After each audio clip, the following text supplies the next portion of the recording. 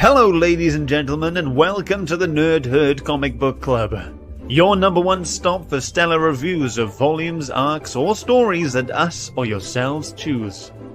You can find us live every Wednesday on YouTube, Facebook, and Twitch, and the replay on all podcast networks. Take a seat, get yourselves and your opinions ready, as it's time to join the herd.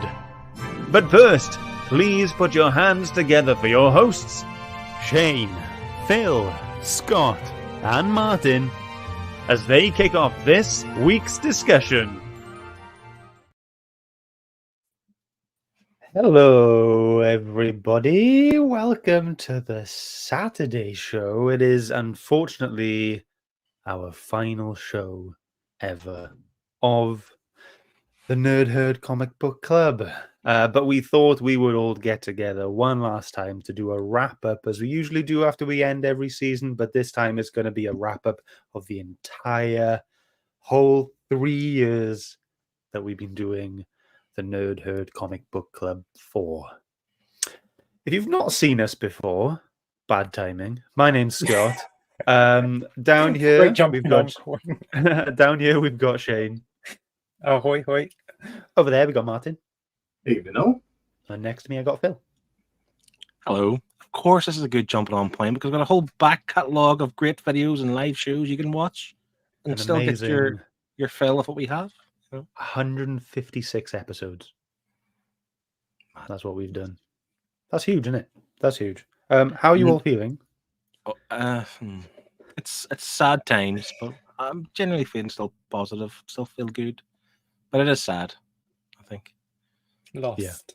What am I going to do with my Wednesday? Like, the first Wednesday is when it's going to hit me. On Wednesday, when I don't have to get ready, that's when I'm just going to be like, I feel like I should be doing something. I was thinking the same thing myself today. Like, what am I going to do Tuesday night, having that panic of getting my book read in time?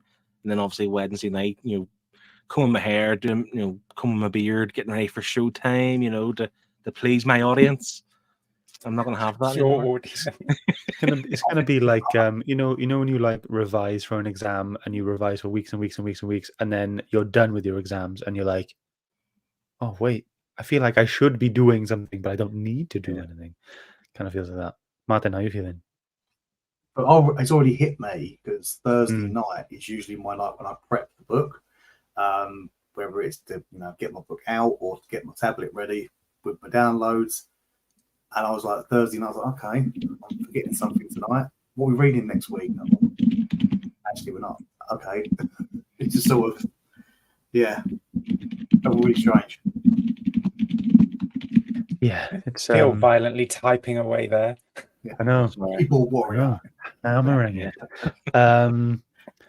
Yeah, but it's been awesome. It's been really good. Some people are in the chat so far. We got Liam, as all. He's usually pretty much the first one here every single time. So thanks for coming along, Liam. You've been a star all the way throughout the whole 3 years. Very close friend of mine. He's actually going to be my best man for my wedding. And it's been awesome to have his support all the way through. He's been a fantastic friend. And will continue to be. This isn't it. This isn't our friendship over, but it's not like bye, Liam. I hope you have a good life. It's done. Me and Liam done. No, don't.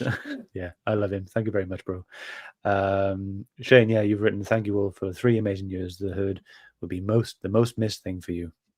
Will it really? Yeah, it'll be the absolutely. Yeah. But just the back and forth with the chat each week. Hearing what everyone has to say about the books, just made it just that much more of a community, hasn't it?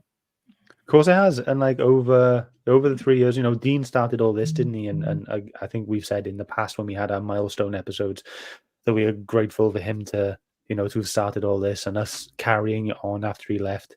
And it's been fantastic. Like we haven't had the same. Some people have been consistent, but like I like to imagine it in like we've had phases of different groups of people. And that's how it's felt like as we've gone along over the 3 years. And even the ones that don't watch and haven't watched for a while, it doesn't matter. I'm more than grateful to them for, watching us anyway, a few years back or whatever, or popping in now and again. Like Comic Bound turned up on Thursday on our last show, and that was amazing. We hadn't seen him for like a year. Now and again, we'd get the comic book report jumping in. We'd have, do you remember the couple that would join, Adam and his partner in season 1? They would always come by. They were like friends with Dean. Their opinions were great. We had Louis and his wife from what's their business called? Mystery Box. Is it Mystery Boxes? Something, UK? yeah. Something Sorry, like that, we've yeah. We'll find out. We'll It's been so find out long. later. He had a hard choice too, didn't he, Louis? He picked a good book for his choice. Yeah, A good book. Well, Craven's last time, yeah, it was okay. Yeah, it was a cool book. But yeah, we've had loads of people popping in, and it's been an absolute blast. And we're so grateful for everyone who has been here, continues to come by, stops by now and again, came by once. But yeah, just a huge thanks, really. Absolutely. Yeah. I echo that. And like I say, that when we're doing the shows, obviously we're reading the book, we're enjoying the book, we enjoy talking about the four of us, but ultimately, guys in the chat who have read along or have read in the past, Martin proves that. I think the fact that when he was here every week, the book every week, and that's what we all enjoy. I can speak from both sides of the fence here. Being a viewer through best part of season 2, it's been great watching every single week. It's been great getting different books I never would have ever thought of picking up or trying, and then being able to join you guys throughout best part of season 3 has been an honor. It's great. I've enjoyed it, every second of it.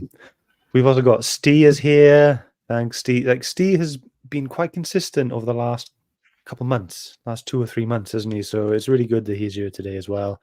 Connie's here. She's been on and off for the last 2 years, since season 2, maybe, something like that. And then she picked a few picks for Bird's Choice, and she's read along. Sometimes she hasn't read along, but she comes, and it's great, and it's great to see her. Grant Bailey Rodriguez. Hey guys, have had fun playing and listening along. Had fun. Best to all of you. Thank you very much, Grant. Thank you so much. Kev's here. Evening, guys. Evening, Kev. He is currently away in the Lake District Comic Con. So he's got his stall all set up, selling his books, and I'm hoping he's doing well because they're great books. Yeah, hope you're doing well, mate. Hope you're selling. Yeah. Martin, I was frantically typing it once upon a time, like 5 minutes ago.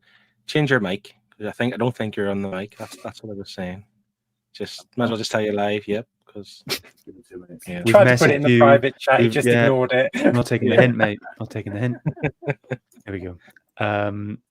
Amy is there. Thank you for the 3 years, guys. To have been with you, lovely lot from the beginning has been fun. I've loved the sass, all of the ideas on the books you've read, just having a laugh. Love you. Is that for all 4 of us?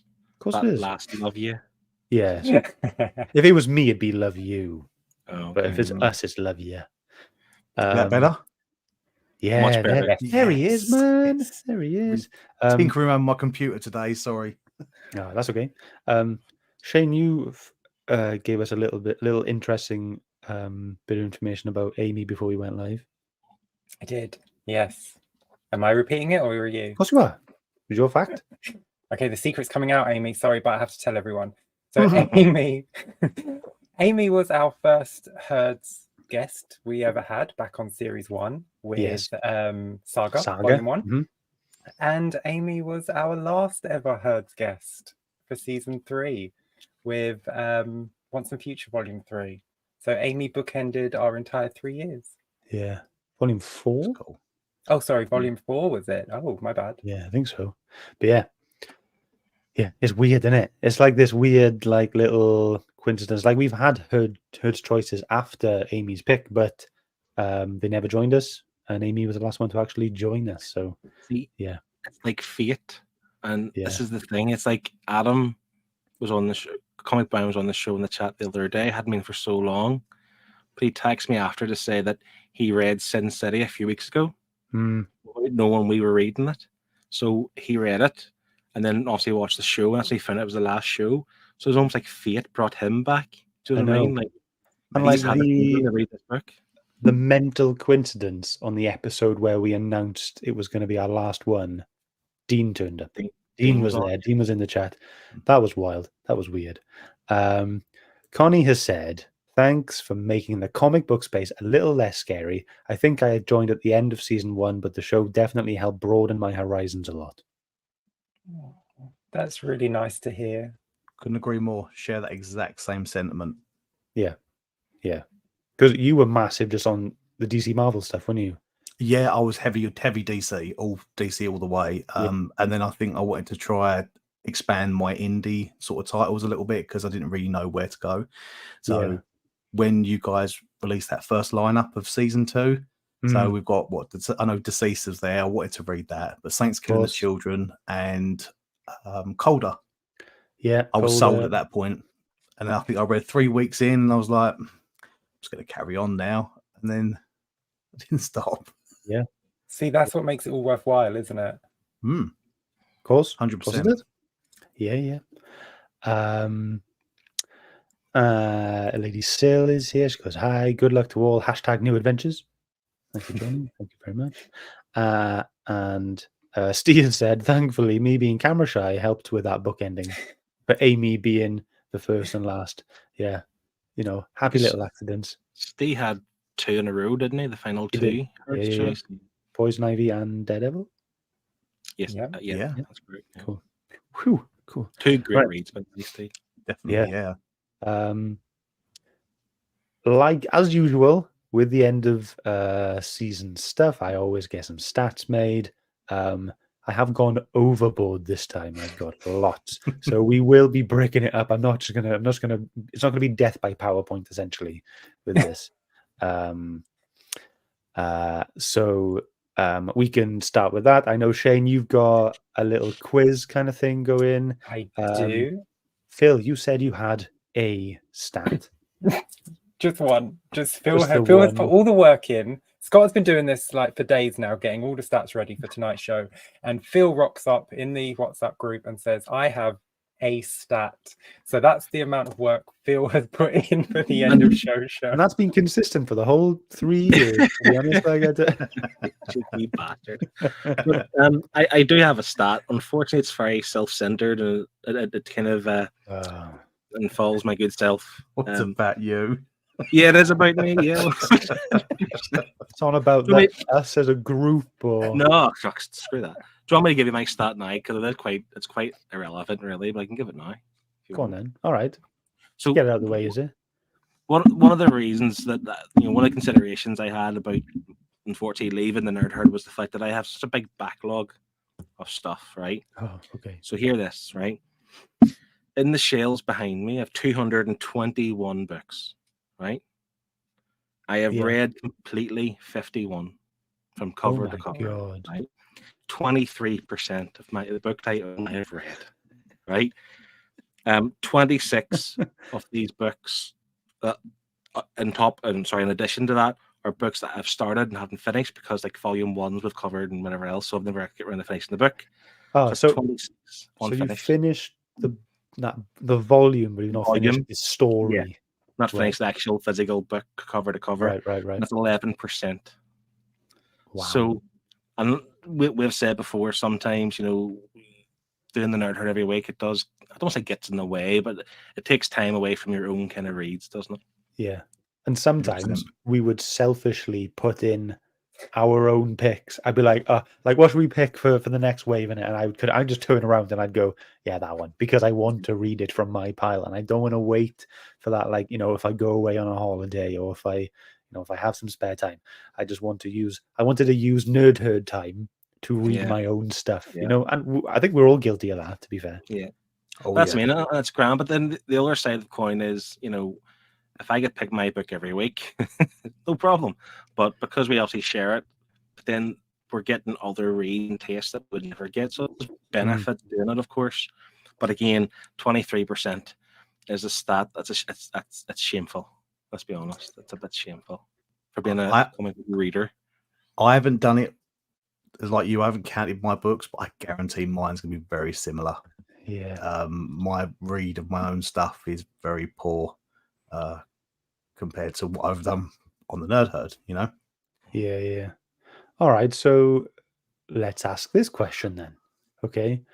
Now that we're done, now that we're not reading anything new for the Nerd Herd, from your own collections, you can say 1, 2, 3, however many books you want. What are you going to pick up first and read from your collection? Who's going first? You go first, Martin. Go on, Martin. yeah. Okay. Right. First of all, I want to wrap up all of the stuff we haven't finished. So, Oh, Jesus. Something's Killing the Children, Once in Future. I'd like to Yeah. carry on with Key. Lock and Key. All these books we've Deadly read. Class. Yep, Deadly Class. Those are just aside. They've got to be finished. But I really want to read Spawn. I want to read Spawn right the way up to 300 plus issues, as well as all the spin-offs. I really want to get into the Flash again. I want to go back to the start with Flash and read loads of Flash. Oh, issue 1. I want to do what you did. I want to go Yeah, right the mate, way do it. back and read great. everything. Doesn't take long, honestly. Same with Green Arrow, Batgirl, dare I say Batman as well, Ooh. and Captain America by Ed Brubaker. I want to read that whole run. That's just the tip of the iceberg, but they're the ones that come to my mind straight away. Nice. Yeah, see, Nice. I'm similar. So Captain America is one night I'm definitely want to read. I read the first volume of that Ed Brubaker run, so I want to continue on with that. Same as Martin said, ones we've started and haven't finished. Sex Criminals was one. Yeah. Many more from Power Rangers. Yes. Even Saga. I want to complete that up to date. Yeah. And Snot Girl. No. Jeez, no, not Snot Girl. No. Mate, I'm up to date on Snot Girl. Jeez, we're in for Yeah. a wild ride. So but going into the spooky season now, things like American Vampire, I want to read it too. So there's so much, and I'm spoiled for choice. I'm sure we all are for what we want to read, but hopefully now with a little bit more time, we can all make dents into our backlog. 100%. Oh yes. Shane, what about you? The single issue king. Yeah, well, I recently bought the first 100 issues of Birds of Prey from 1999. So I've been reading 90s comics because I Nice. love them Peter so David? much. No, it's not Peter David, unfortunately. It's not even Gail Simone yet. Gail Simone I was gonna doesn't take say, Gail over for Simone. like 70 something issues, I think.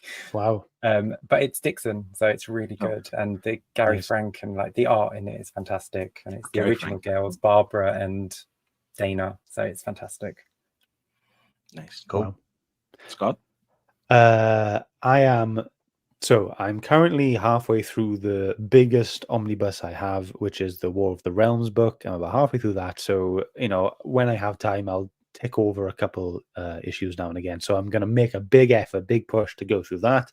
Then, last year for my birthday, Amy bought me the Die hardcover by Kieran Gillen. I read volume 1, loved it, and I was like, right, I'm just going to wait. I'm going to wait for a collection because I was so sure that it was going to be, that popular.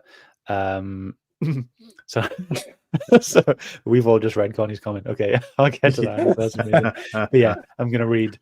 I'm going to read Die. I've got Monstrous Book 2 to read. I want to finish Middle West. Yes. I've got Seven to Eternity. Department of Truth. All these hardcovers that I've just not even touched. Department of Truth is still in the wrapping, so I need to get that out. I've got like the first 2 paperback omnibuses of Hellboy. Want to get into them. I've got the first 3 collections of Invincible. Tons, and I haven't even touched it. But can't wait. I can't wait to get into it. And the thing too with Connie's comments really funny because we had the Herd's Choice, for example, and obviously then Martin's pick. So Connie says here with backlogs that big, you should start a comic book club or a book club or something. And it works the other way around too, because books that I now want to pick up are Poison Ivy or Sin City. Yeah. So like when you do, you're always adding to what the stuff you want to read through the Herd's Choice or through these guys picking stuff. So we could pause it for a while, catch up my own stuff, and then then I'll welcome more new stuff in again. Yeah, totally. just an FYI to everyone watching, we don't know how long this show is going to be. We're not rushing it. We want to have a good time, and we just want you guys to get out as much as you want out of us, and we're going to just talk and talk and talk. So just letting you know that. Should we get into some stats? I want to break up the stats with questions and stats and questions, whatever. You've been looking forward to this all day, haven't you? Mate, I've been working on this all day. All right, I wanna get into it. Okay, so starting from season 2, we started Christmas month, we started Halloween month and stuff like that, and they were really popular, and we enjoyed that. Oh, you know what? I just thought of it, and oh wait, I never did a stat for sequels month, but I did a leaderboard. Stupid. Anyway, right. So I have done a leaderboard for our best Christmas books, our Halloween books, and I've even done one ages ago for our top 10 Batman picks, because we've read so much Batman. I've done a Thanks top to 10 him. leaderboard thanks to His fault. stupid Phil. That we've read so much bloody Batman or Batman related stories. Anyway, let's have a look at these, shall we? Okay, so here we go. So here's our best Christmas picks. The best one we ever read was Klaus. Klaus, followed Hands by down. Friday. Friday was so cool. Yeah. Friday was really interesting, really cool. It was really simply drawn until you got to the mega trippy sections, which made it even better to read because it was so surprising. Yeah. It was like, oh my god, that's so cool. That's something I actually want to finish. I think there's 2 volumes of that. That was Liam's pick, wasn't it, for the Nerd? Yeah, it was. Yep. Yeah. So I want to get read. That's only 9. That's not a top 10. Where's Humbug? Oh yeah. Humbug's not there. Let me just You get that. failed on your first stat, Scott. Whoa. Oh, grenades are being thrown. What's going on? Hello, darkness, my old friend. Do you know why all I care about in that Emmys? That doesn't matter about Humbug and the rest of it, because who picked the number 1 on that stat sheet? Who picked But Klaus? you've mentioned it. Does that mean it's you? Oh yes, of course. Of course it is. In fact, I'd be wondering will we top all of these stats? You better not. Thing is, thinking, oh, shit, he has. That's no more stats for this show. Yeah, we'll find out in a bit. You know what? Because you've heard me so much, I am going to recreate that whole leaderboard. So if you give me probably about 3 Scott? minutes.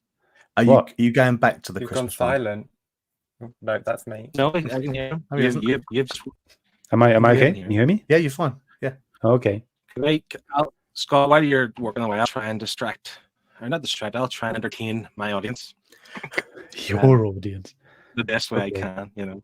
So the Funky Gibbons is middle point here. It says, wait, it's not working. StreamYard's playing up. There we go. Where did the naughty list come though? Are you guys there? Yeah, we're here. You're a little laggy, Phil. Yeah. Okay. Basically, the naughty list would have been a sensational pick for Christmas if they finished the Blumman story. Yes. But they ditched us halfway throughout. Would have been sensational. So apparently I'm laggy. Can you hear me? You No, are but laggy. I have to say, with the Christmas picks, you know, despite Phil picking the top book, Klaus is one of those books that I will forever treasure. I've got the hardcover. It will be read every Christmas. It's a book that's going to stick with me because it is such a phenomenal Christmas book. It's been done by Grant Morrison, which throws me because it's not weirdly insane. He wrote the best book called Nameless. No. Oh, sorry. No. What? What's wrong? What's wrong with This that? is the thing. So Klaus, how good Klaus was and how clean it was, like in terms of like a simple Christmas story. It was And then you have grounded. Nameless. Yeah, then you have Nameless. 2 completely contrasting Amazing. way they're written type of stories, you know, Mm. by the same guy. And Okay, here we go. How's that? Happy? Much. There we go. I'm terrified to go to the Halloween one now because I'm worried I miss something in there. But whatever. So there we go. So Naughty List came third last. But that was so good. Like Phil and I loved that, didn't we? It Same, just wasn't yeah. finished. It just It was wasn't us three. finished. Wasn't it us Yeah. three on that show? We loved it. It's just that final issue just wasn't finished. I didn't. No. Was that the one I didn't like? Yeah, you and Yeah, Liam you both and scored Liam, really Liam. low. Yeah. Me and he didn't like Yeah. it, yeah. And then you had to read Battle Pug. I didn't read that one. Even I here, chose it. You chose it and then you Yeah. didn't show up. Yeah, but now you know why. I think you must have looked at the first couple of pages and thought, good luck, lads. Do you know what the funny thing is? So not long after we read Battle Pug, we hated it. I thought I'd never heard of this book before. I'm never going to see it ever again. I think it was Highland G picked up the hardcover for it and one of his haul videos. And I was almost commented to say, just return that, keep your receipt, send it back. Just forget about it. Oh my god. So yeah, but I'm pretty happy with that list, to be fair. Like, I know we didn't like the other two volumes of Klaus as much as we'd like the first one, but it's consistently good.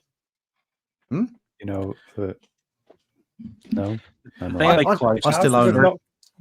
Klaus was not consistent. The first volume was consistently good. The first and volume volume 2 and 3. fantastic. Yeah. But the thing is, with the first one, it was literally, as Shane always says, starting and you didn't need the next two. So I can forget about them and I'll just draw a line over them. I'll read Klaus every year. My kids will read Klaus, hopefully. And, you know, it's going to be like a stalwart, constant read, I think. In my collection. Yeah. 100%, mate. I'm the same with that one. It's just going to be forever brought out in December every year. Crack Proud it to open. own it on the shelf. And it's a beautiful hardcover as well. They're gilded pages. They got that nice little ribbon bookmark inside as well. Oh, they're lovely. Lovely, lovely books. Okay, Halloween picks. Yep. Let's do it. Yeah. Here we go. Oh. I don't think I've missed any there. We've got 8. Deceased. I'm happy that's on top. Love that story. Was Hotel not a Halloween pick? Oh, Jesus Christ. No, it wasn't. No, it wasn't, actually. Okay. It might have been, to be fair. What was it said? Who picked Deceased? All right, Bill. All right, we'll just take it that you've just picked the top pick for every single one of Scott's stats. Okay. I need to state. I obviously didn't write the books, nor did I draw them. I like to know that I have good taste. Clearly, I do. Well, no, I think it just proves you have a Goodreads account. And Google and know how to use Google and type in their best Halloween book 2022. Best scary books of the year. Well, then go and buy some of those Christmas books and some of those Halloween picks. The way she's using it to use Google, good Halloween and Christmas picks would have been good. Yeah, honestly, trying to find a Christmas pick was so hard. See, the funny thing is, with this here, so I actually quite like Vampire State Building, and I really like Maniac in New York as well. But like, I don't think like the 6.3 doesn't obviously it reflects what we give it, but I just mean like it doesn't mean it's a bad book. I actually really enjoyed all those reads, even the autumnal when leaves attack you. I enjoyed the autumnal. It was good. It was I good. did enjoy Attack that of the book. Killer Leaves. Yeah, the only one I didn't like there was Something is Killing the Children, but everything else I really enjoyed. Yeah, all great. Self Stories was a strange one, wasn't it? Yeah. Liam has said so far the Cartwright household is consistently second because Liam picked Phil, Friday. You a pick. Yeah. Yeah. Is that going to be all the leaderboards? Was Self Storage Beth? Self Storage was Beth, and Lee picked Friday. Witches creeped me out a bit. It was Connie's pick, wasn't it? Connie, that was Connie's pick. It creeped me out in a good way, to be fair. Not in like a, oh my God. Like Hotel creeped me out in a bad way. Yeah. So shame on Connie. But good for Connie for picking Witches. That was one with the trees, wasn't it? Like they were living in the trees or something. Yeah. Yeah, and I really liked that. I think there's it's not just a volume 1. There's 2 or 3 volumes, isn't there? So that's something I might try and get into continuing on. Was Was that the first Herd's Choice as well for season 2? It was. Which is yeah. Mm-hmm. Yeah, you're right. Anything else at this point? No. I just remember that cover for Colder, which will be our thumbnail, no doubt about it. If you go back. Yeah. The finger going through the cheek and the Through his eye. mouth and up through out his Oh. eye. Yeah. It's creepy. So Yeah. gross. I think Great what Phil said earlier on about the scores, despite some of these scores being down at the bottom of the list, I think anything above a 6, anything we've scored above a 6 is worth reading. 100%. And I think to get best Halloween picks and they're all above 6 is an achievement. All those ones on that list are worth picking up, worth reading. Definitely. Yeah, like 6 isn't a bad score. Anything above a 6, I'm happy to read it. You'll have to push me for a 4 or 5, and then don't even touch a 3 or below. Which is funny because I think you may be responsible for the most 3 or below scores. Yeah, probably. We'll get to that later. We'll get to that later. All right, and then the final one I've got is the Batman top 10. We've read more than 10 Batman books, but here's the top 10 Batman books that we did. So Killing Joke, number 1. I don't think we considered Harleen. Because I think we talked about it. We didn't consider Harleen. That also had 9.5. But it's not Batman, is it? It hasn't got Batman written on it. So it's not about Batman, is it? Killing Joke though definitely deserves that top spot. Yeah, 100%. Yeah. I just realised why Martin didn't want Harleen there, because it would have knocked Batman TMNT off, which was Martin's pick. Harleen was a 9.2, wasn't it? It would be it was quite high up. What was a 9.2? Harleen, wasn't it? No, also 9.5. Oh, was it? Yeah. Should have put it in then, so I can have 3 top picks in a row. Is Killing Joke Dean's pick? It was Dean's pick. Yeah. Yes. Yeah. And there's a comment that says it should be a 10 out of 10, and it would have been. However, Dean and I both read the original coloring for it. Yeah. But Scott and Phil read the new modern coloring, so they both scored it a 9.5, while Dean and I both scored it a 10.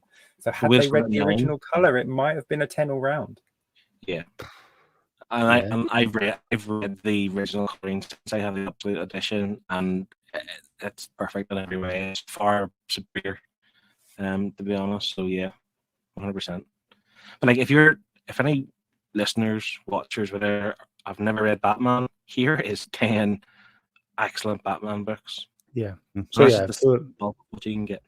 For anyone listening, I'll just read them out. Okay, so Killing Joke 9.5, The Court of Owls from the New 52 stuff 9, Batman White Knight 8.8, Batman Adventures Mad Love 8.6, Dark Knight Returns also an 8.6, City of Owls Volume 2 of the New 52 stuff 8 out of 10, Batman Noel, if you like Christmas and Batman, read that one 7.8, Year 1 7.7, Long Halloween 7.7, and then Batman TMNT 7.5.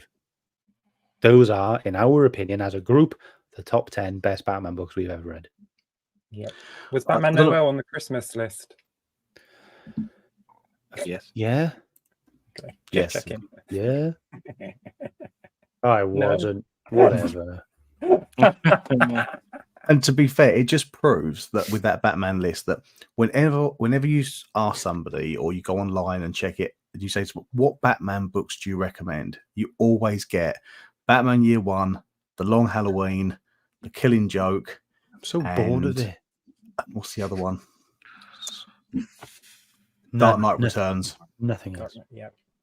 Always get those 4. White Knight should be on that list as well now, as a newer one. Get a new book, for God's sake. Stop bringing up the old ones. It just proves how boring new Batman is, because everyone keeps recommending the old Batman stuff. Does anybody recommend Flash stuff that often? I don't hear it. Only like tread carefully, Philip. Yeah. Tread carefully. I'm just saying Flashpoint was let down, wasn't it? You just got Philipped. Flashpoint was a letdown. It's not a starting point, though, is it? No. Really? Not a starting point. Not at all. Yeah. Not at all. Totally with you there. All right. Another question for us all to ponder on. What have you picked up because of the Nerd Herd? So what books have you got? What books have you bought or carried on with because of the Nerd Herd? Klaus. Yeah, I it's a good picked one. up Scotty Young's Wizard of Oz hardcover. What, after we read it? I because it was picked, I bought it so that I had it for the herd. So I Right, picked it up right. deliberately because of that. And Phil's just Okay. going through his list now. I know, both of them are. Like, I'm really tempted to look back, but I can't have three of us looking back, just seeing the back of our heads for 5 seconds. To be fair, like, look, I'll put it this way. So books that I've bought, one book that I've bought because obviously for the Nerd Herd I read it before, but I didn't sell it. I'm keeping it. I've went through a big cull recently in my books. Sabrina, the Chilling Adventures of Sabrina, which was Beth's pick, I think, in season 1. Mm-hmm. So I have it, and it's only a trade paperback, but they never finished. I can't remember his name. The author hadn't finished the book, the overall title. I think it's still outstanding. I think he's still going through it at the minute, but it's due out soon. So Hope so. I kept that book, and I'm going to pick up the next one if and when it's out. So that's something that I could say, because that was really surprising. I was actually thinking about this recently because do you remember Beth had picked that a few times for the Herd's Choice, but it wasn't selected. Yeah. I really wasn't looking forward to reading it, and the reason why I wasn't, because if you have any brothers or sisters, when you're younger, you fight them, you don't like them because you fight over TV and all the rest of it.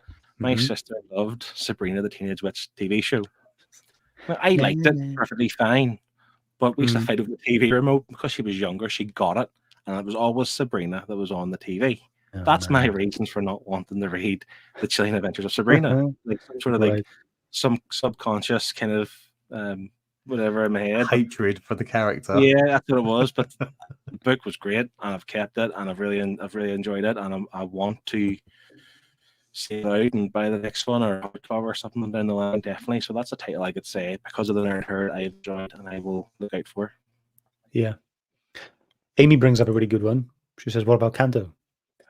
Kanto Kanto was on it and is our best Herd's Choice book. I love the first one, picked up, and I've been picking them up ever since. So I've got all the volumes. I got volume 1, 2, and 3, and then the little the tales, Kanto tales after that. And I'm hoping for a volume 4 because then that should round it all off quite nicely then. And then Sod's Law, then probably bring out a hardcover, collecting it all, and then I'll have to sell my trades and buy that, blah, blah, blah. But yeah, Kanto, I picked that up. Snot Girl, Skyward, Middle West, Invincible, the Thor stuff, like the Jason Aaron Thor stuff, because we read God Butcher.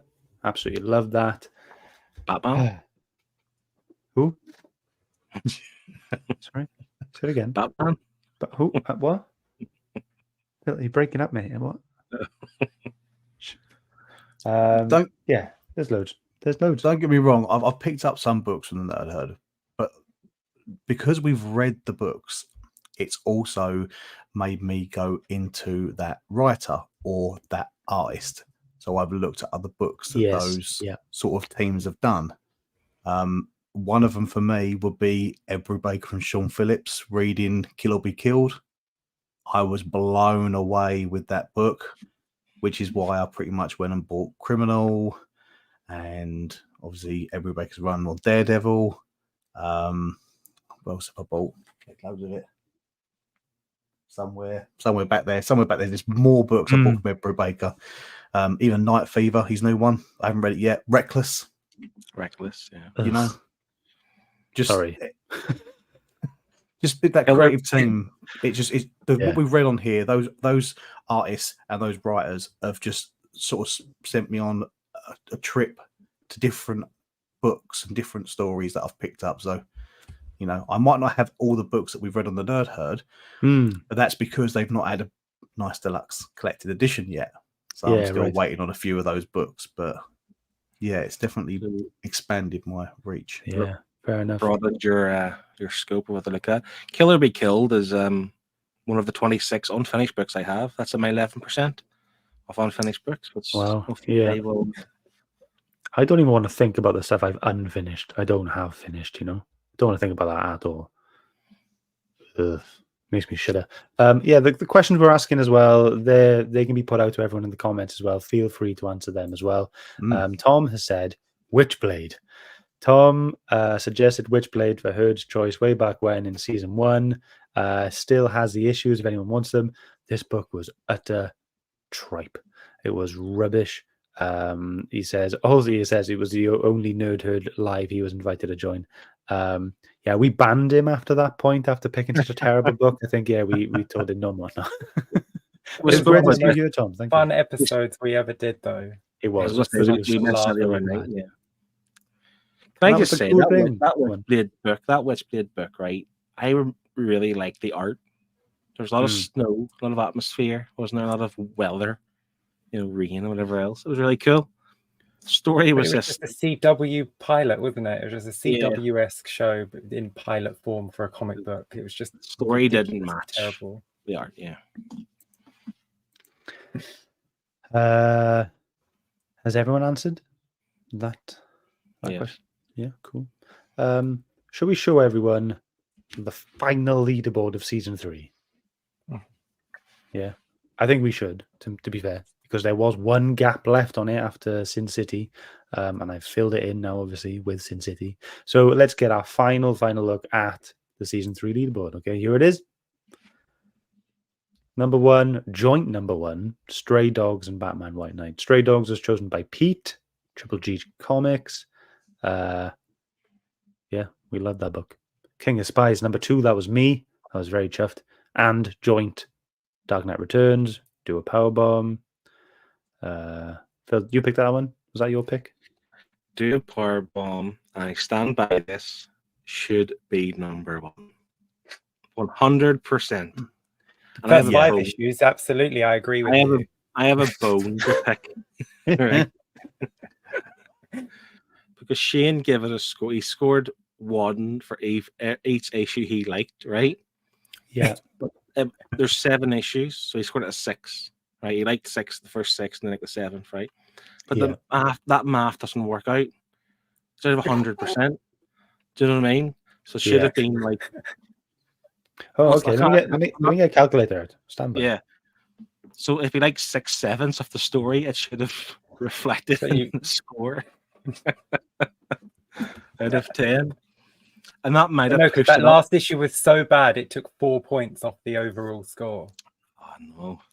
That should have. I remember Pete was texting me. We got banter with Pete about the top ball and the rest of it, and he was worried about it. And I was 99.9%. I was going to swoop in here at the end, like I did last year with the Magic Order.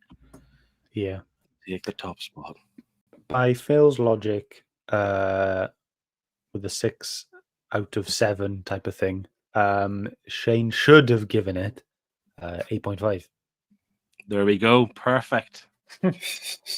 So, just for curiosity, do we know what he would have got if it would have been an 8.5? Oh, geez, I cannot. I don't have all the scores.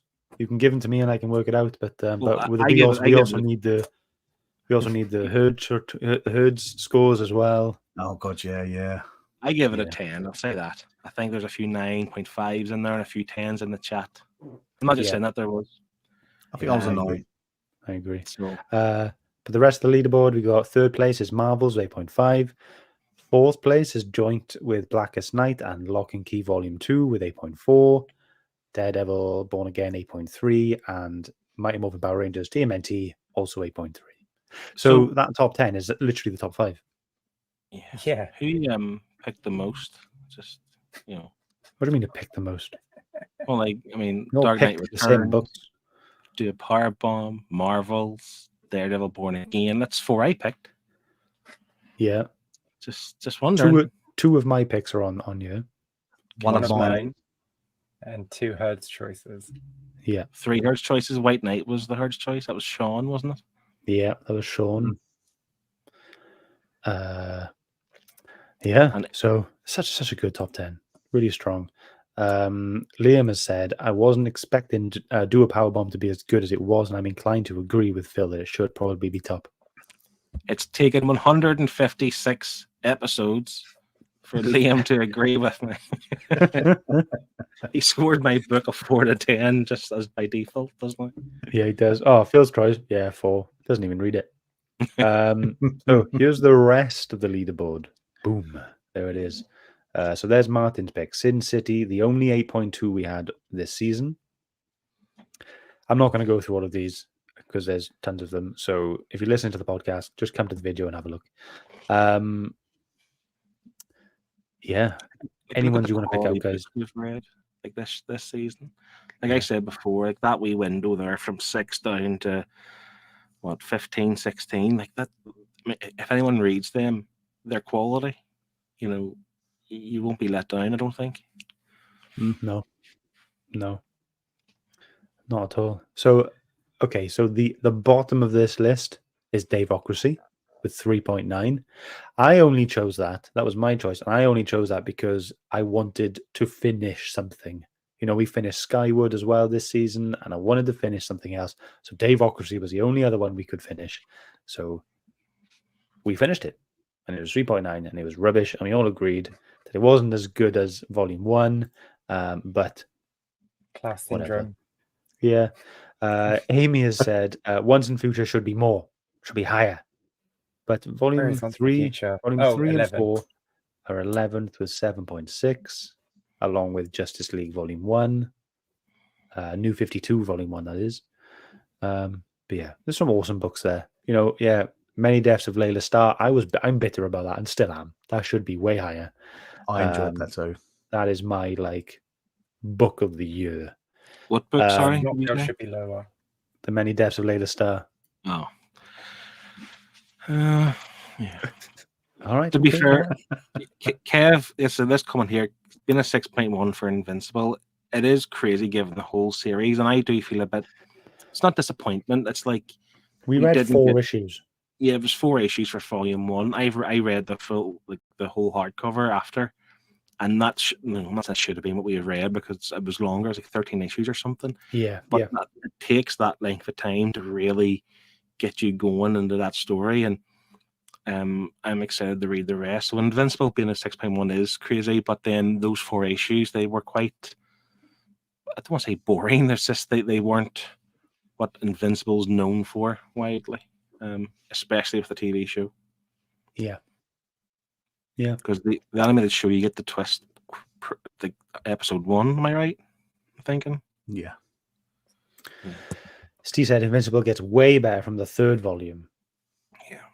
Is that like from issue 9, or are we talking the big? We're talking trade, yeah, or deluxe. Yeah, let us know.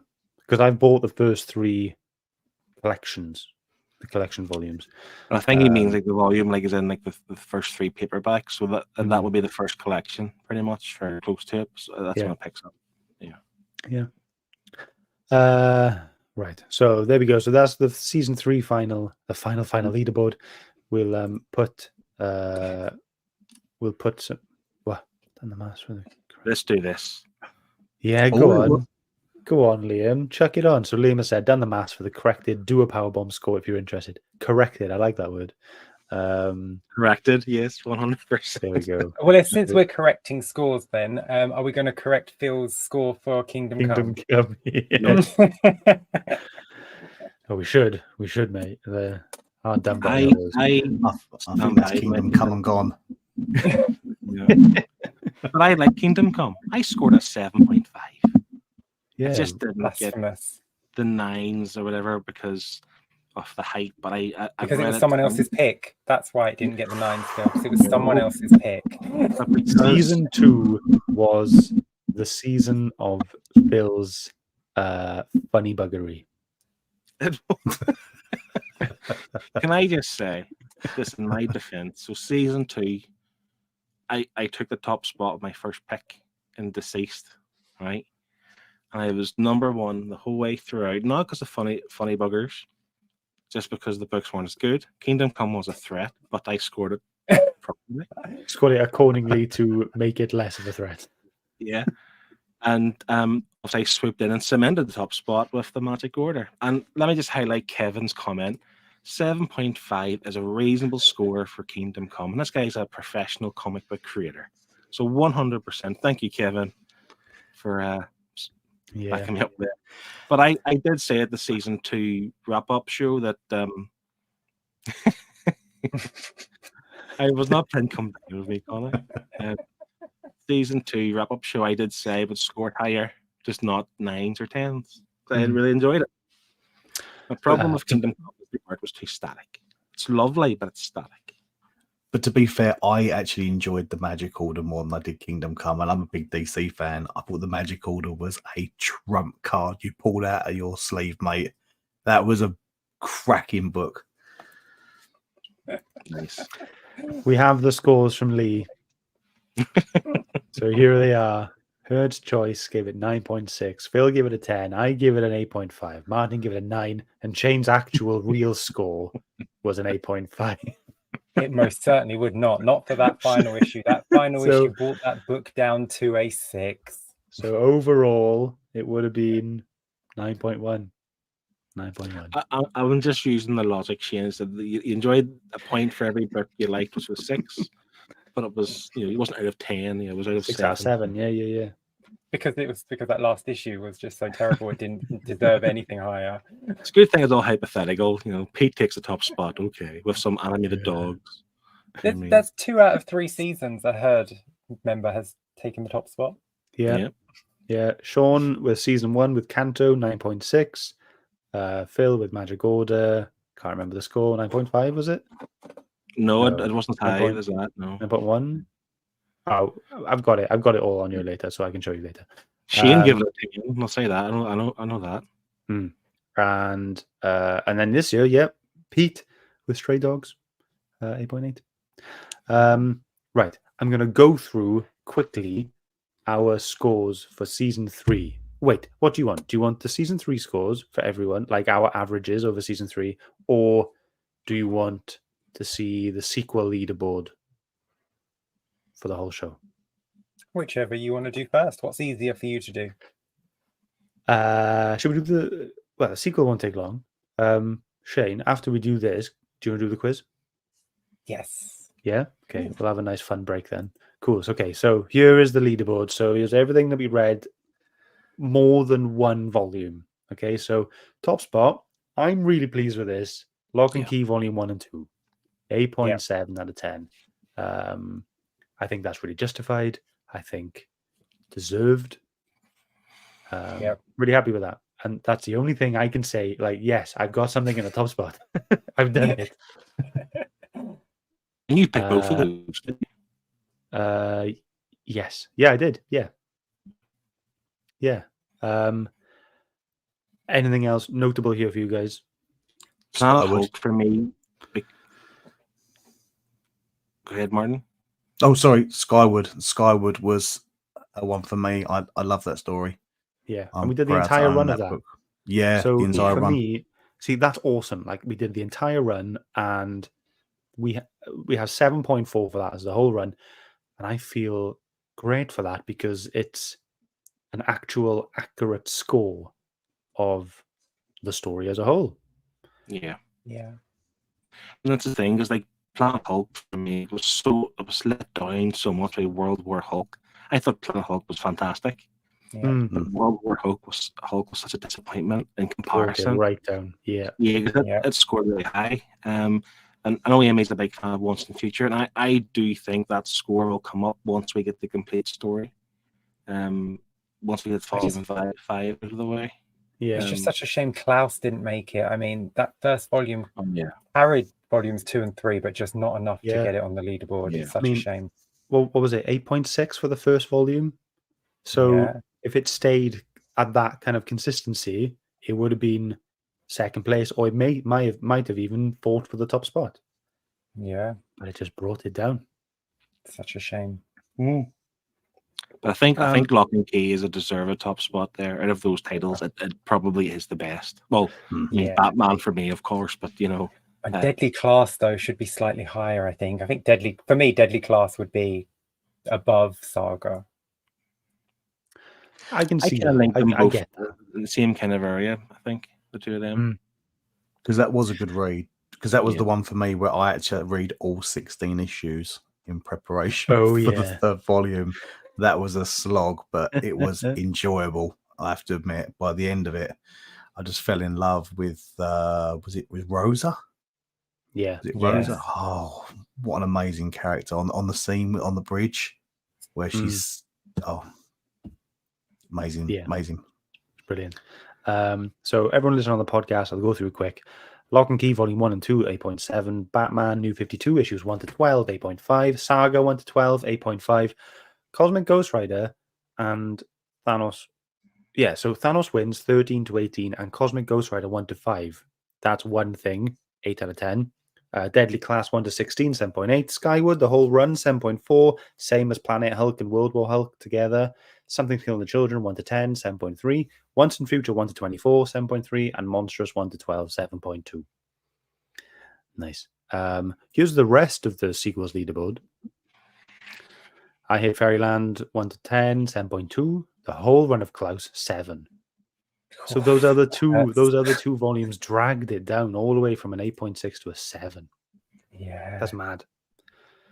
That's mad. Thor, God of Thunder, and Thor 1 to 8. 7 there. Middle West. I'm glad we never finished Middle West. I'll finish it now. I'll finish it now myself. Snockgirl 1 to 10. Mate, 5.8. Rubbish. Agreed. It is rubbish. Yeah, definitely. Damn it. And then Dave, the whole run of Dave brought it down to a 5.5 overall. And then Secret Wars 1 and 2, 3.8. Man, it's not even our worst book either. I think Liam has coined the phrase he's coined there with the Klaus effect. Yeah. I think Dave definitely had the Klaus effect because the first volume was great, but by the time I read the third one, I was very depressed. Yeah. So Amy's really pleased about Saga being there and Once and Future being there in the top 10. She's really pleased about that. Amy loved Dave, but it is funny. It is laughable there.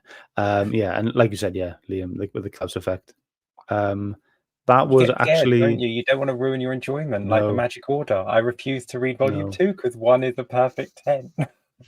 Yeah, but I read on, and I can say, you do get this kind of like love, I guess, for Kanto, and you get attracted to the whole idea, and then when it comes to Volume 2, you're used to it, and you carry on with that, with how it feels. But I can say it dips a little bit, but it's pretty good. It's still consistent, and it still has that kind of like heartwarming feel, and it like delves deeper into the mystery of the whole thing, and you learn more about the other characters and the lore of everything. It does keep going, and it is good. So if you enjoyed Volume 1, keep going with it. Okay. There we go. Let's have some fun, shall we? Shall we? Well, we hope so, Shane. We Over hope to so. you. Shane, you got a Do you all quiz? have your Do we need- boards, or do you want to answer Oh. vocally? Thanks for the prep. I've got my board. I've got mine. Your board and your pen. And a Hang pen. on. Okay. So prepared. Hold on. All right. Perfect. Here's Martin's just gone to get his. Let's just start now. Come on, go. Question number 1. Go, Shane. Go. Still, no cheating. Okay, no cheating on this quiz. I've never No. cheated. Cheeky bugger. no cheating. No cheating. Fine. So when Martin gets back, I will show you what the prize is because I have a little prize for the winner as well. Okay. That's nice. So- So very generous of you. For this quiz, I have called it the End of Showdown. Okay, so The end do of love mine. showdown. Okay. So the winner of this quiz will win this trophy, this Captain America Funko Pop Collector's Corp trophy? Wow. Okay. I needed to match my other gold trophies. It looks like a soda. Looks like a soda figure. Obviously, your It's green reflecting my screen is screen. yeah. Yes, obviously it's reflecting off my green screen. Give me 1 second. Let me just turn my green screen off for a split second. How do I do that? There you go. There you go. Now you can see him properly. No, Look he at looks that. green now. Well, he's reflecting. He's still reflecting the green screen. That would look So he's a good on my shelf. Marvel Collector Corps. This will come boxed. I just took it out of the box to show you. It does have the box. So I thought you were just going to write an address on it, chuck a stamp on it, and send that. now look, you get the nice box as well Wow. that tells you what it is. It's the Founder 2015 Captain America Marvel. It's got Now my I- name written all over it. Now I feel pressure. Now you feel pressure. I've been trying to think what kind of questions you could ask for this. Like, Well- can I predict or not? You can predict if you want to Right, predict. okay. I thought there'd be like leaderboard related questions. I thought there'd be like we read Thanos wins. Who was the writer and artist? Something like that. Yeah. What did this series get for a score? Blah blah blah. I think- think it's gonna be more related to the stories. Like, what's the character's name in this book or this? You know what I mean? I think it's be more in like related to the stories. Like, it's like around like Witchblade. What was the main character's name? No idea. I'm not going to be mean. I've made it as simple as possible, like I do with all my rounds. Okay, so I'm just going to ask these questions. They'll all have a number answer. So all you have to do is get closest to the correct answer. It's as simple as that. Okay. How long is this quiz? How many questions do we have? I have 1, 2, 3, 4, 5, 6, 7, 8, 9, 10, 11, 12, 13, 14, 15, 16, 15. All right. Everyone in the maybe chat, play 16. along as well. Everyone Yeah, get involved in the chat. Play along. It's all about the nerd herd. So we've read over the past 3 years 156 books. Okay. So I no haven't. answer will be higher than that. Let me just warn you all now. No one write down Ah. 157. It will be wrong. Okay? Right. Not. So out of not- those 156 picks, can you tell me how many of them were picked by the nerd herd? By our watchers? How many of those 156 books were picked by our herd? All you have to do is write down an answer and put your hand up when you have it. Show me your boards, and the closest gets the point. And whoever has the most points at the end will win the Captain America trophy. It's as simple If it's a as that. draw, I'm assuming we both get a point.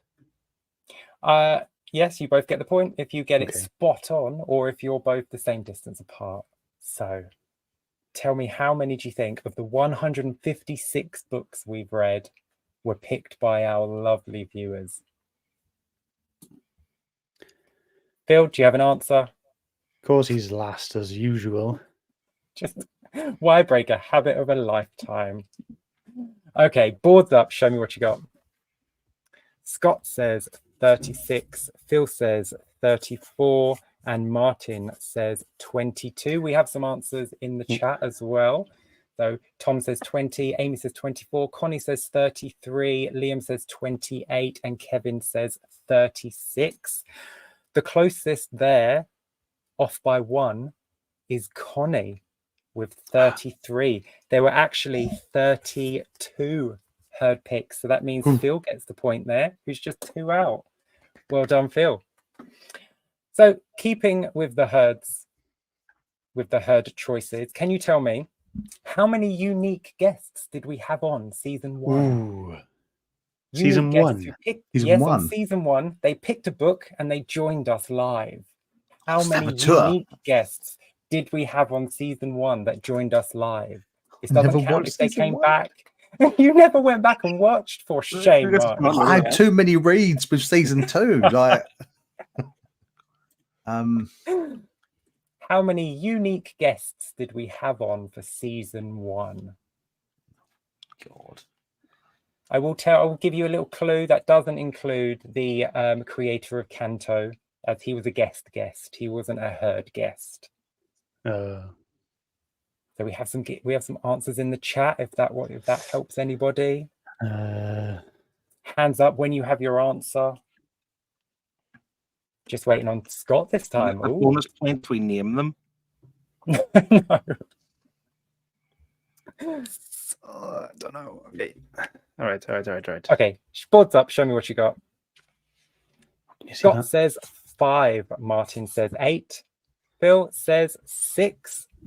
I can tell you one of you is spot on, and someone in the chat is spot on, and that's Phil and Tom with 6. Well done. Both of you getting it spot on. Tom, Sean, Carl, Amy, Beth, and Louis. Well done. Wow. Yeah. Well done. Okay, so can you tell me how many unique guests we had on season 2? Oh, for fuck's sake. How many unique guests picked a book and then joined us for season 2? Obviously, people came back more than once. I was going to say, if how they've many- come back from season 1, that's okay. That counts as a unique guest for season 2, yes. So how many unique guests for season 2 did we have?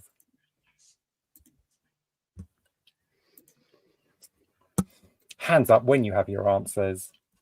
Scott's No. going through the YouTube channel to see who was on. Scroll it.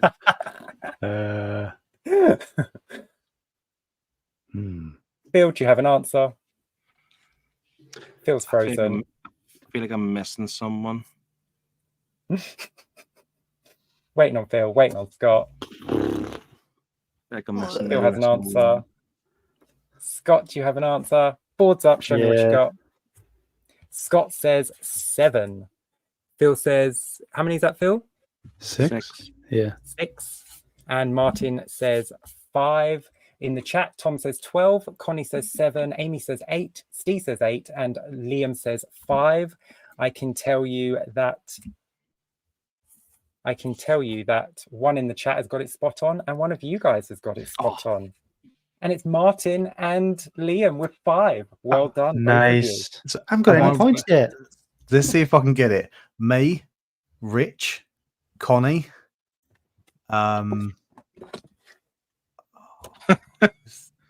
Eon, 2 more. Beth. Nope. That's no. Oh, I can't. Kev. Had it, Kev. Kev. Yes, Kev. Kev. I don't know who the 5th one is.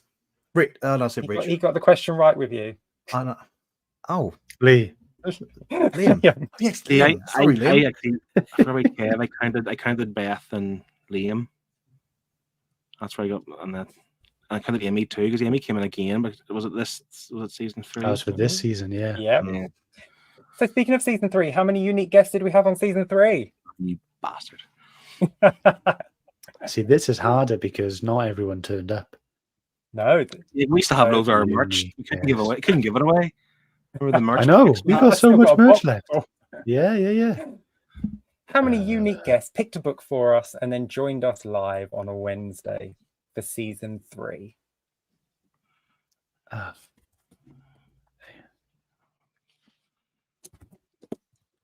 Do you know what's Hands up depressing? when you have your answers. Even the people in the comments are answering lower and lower every season.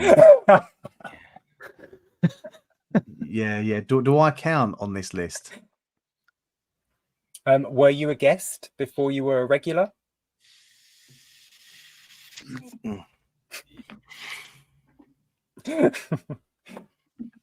I'm ready. Okay. Phil, do you have an answer? Phil.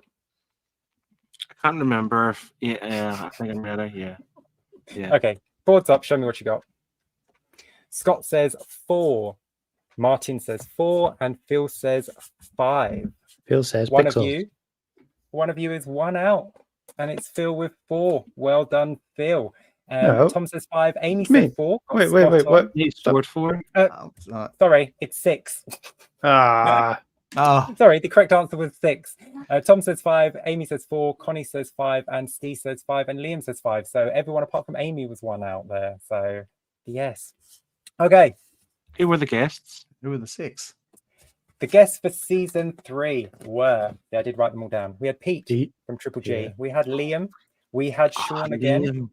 We had Kevin. We had Connie. And we had Amy. Did all Sean joined us join live. us?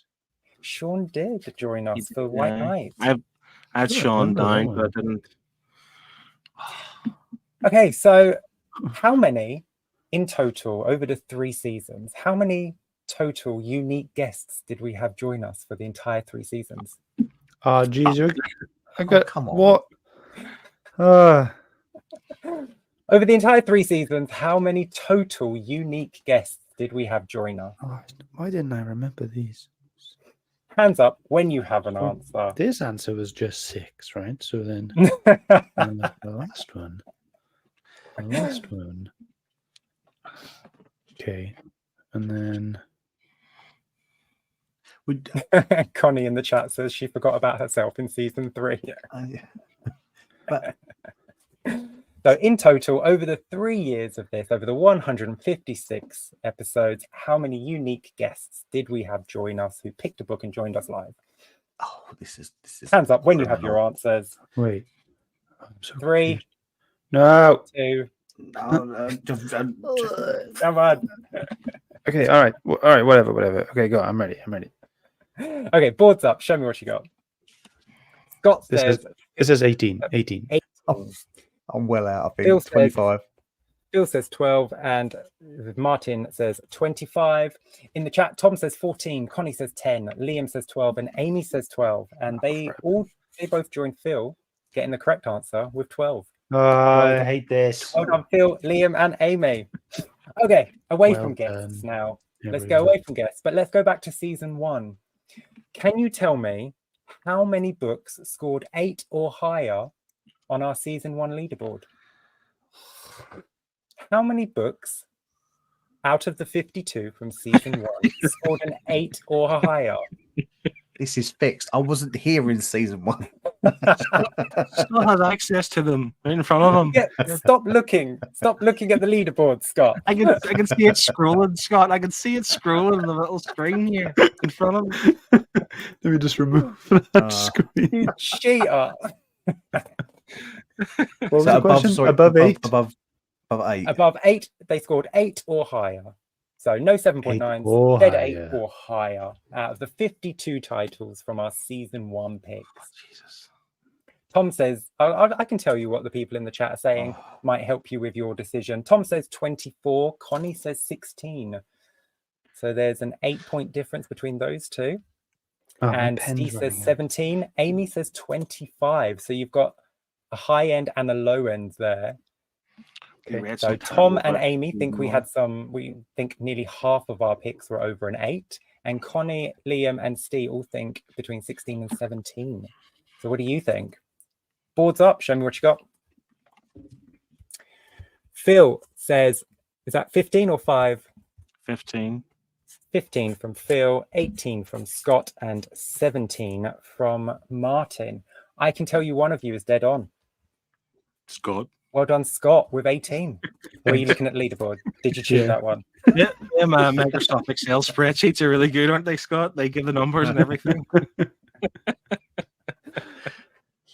All right. Okay, Scott, I want both hands up like this so you're not like scrolling anything on your computer. Okay, season 2. How many books scored 8 or higher from our 52 picks? What season?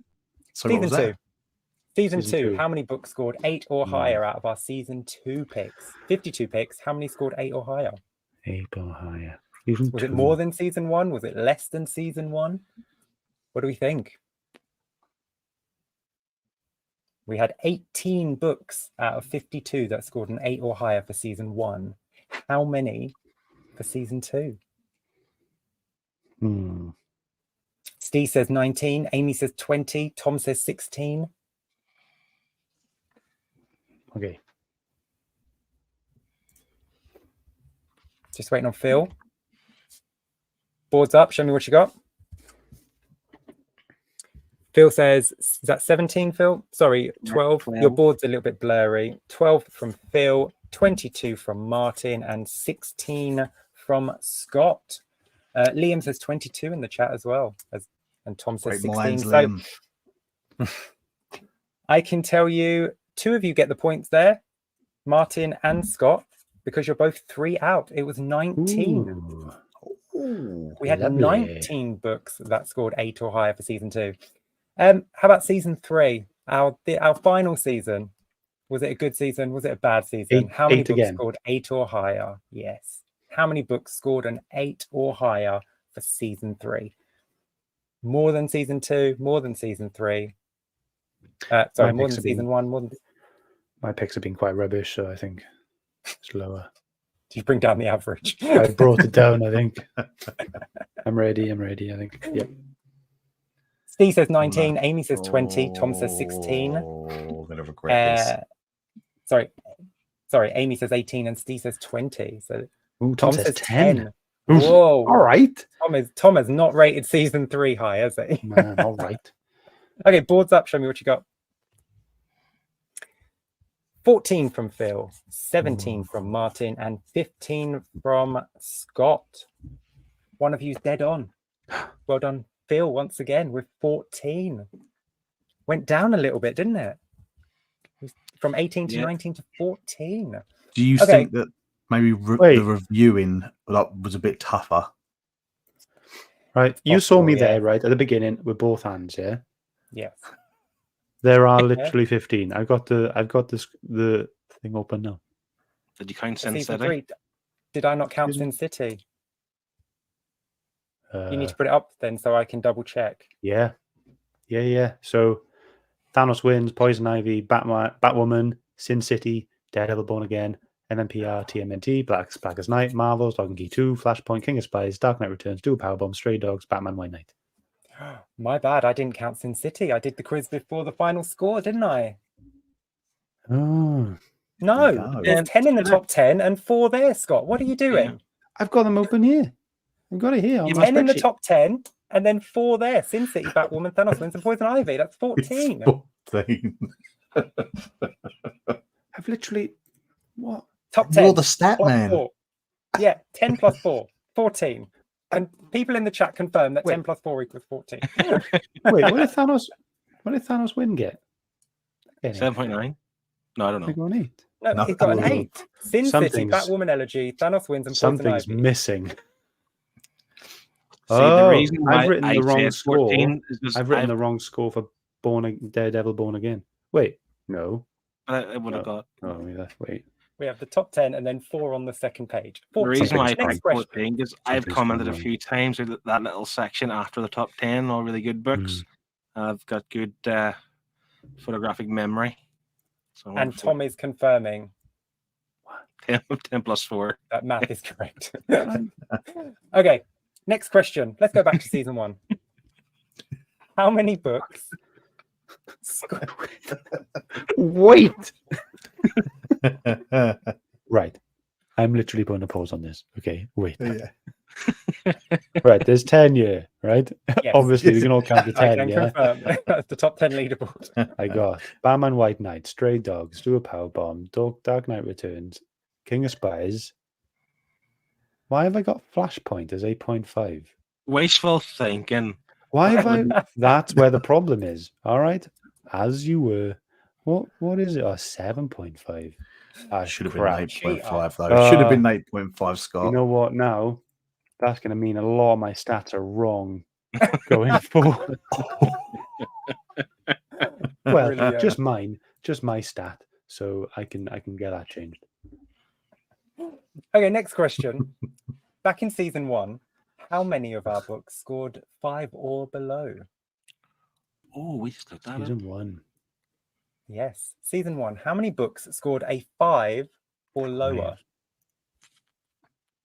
Out of the 52 titles for season 1, we know 18 of those were many. And 8. How many was it? Sorry, below what score? Strange. Below a 5 or below. Oh, okay. So exactly 5 or anything below that. How many of our titles scored below 5 or below for season 1? Tom says 1 and Liam says 5. Hands up when you have your answers. Yeah. Okay, boards up. Show me what you've got. Stop looking, Scott. I need to change my stats. Scott says 5. Phil says 6. And Martin says 8. Scott, you get the point there. You're 2 out. It was only 3. 3? Amy, and Amy got 3 in the chat there. Amy, spot on with 3. Well done, Amy. Can we confirm that? Well, you can confirm if you want to look at the leaderboard for season 1. There are only 3 titles that scored a 5 or below. Okay. I'm Is not that because you being just want to funny, see it, or because you're knocked by what's No, I'm just like, which that Blade, gathering? Doctor Strange, Eternals, No. Secret War. No. A 5 or below. Oh, It okay. was Did we like, only 3. Did we like Eternals? We might just give it a 3. But if books got a 5.1, it wouldn't count. So it's a 5 or below, and only 3 books scored that for season 1. Wow. Scott, what are you looking at? sorry, I'm just trying to sort out the stats for my things because I got Flashpoint wrong. Okay, what's the next question? Okay, season 2. Season 2. How many books scored 5 or below for season 2? Plus season 2. Was it more or was it less than season 1? How many I books for remember. season 2 scored a 5 or below? Let's see. Okay, I've written it. My pen's over here. Okay, I'm going to carry boards up. on. Show me what you got. Phil. Sorry, what's that, Phil? It's very blurry. 6. 6 from Phil, 5 from Martin, and a 4 from Scott. Amy in the chat says 4, Liam says 5, and Steve says 5. I can tell you the closest there, 4 out, is Phil with 6. There was actually What? 10 books my for season 2 scored a God. 5 or below. Season 2 was not a Jesus. great season for books, was it? Can I just Okay. apologize for my internet being a potato this evening? It is a Right. bit of a potato. It's just you're bored when you put it up. It's just blur. I can't see it at all. We'll Season change 3 the then. hamster and the hamster wheel. Yeah. We've seen the leaderboard a few times tonight. So how many books on season 3 scored a 5 or below for season 3? Oh, Martin's got his answer straight away. He remembers the board. He's seen the board countless times tonight. 3 or below. 5 or below for season 3. How many titles? Was it more than season 2? Was it less than season 2? Tom says 8.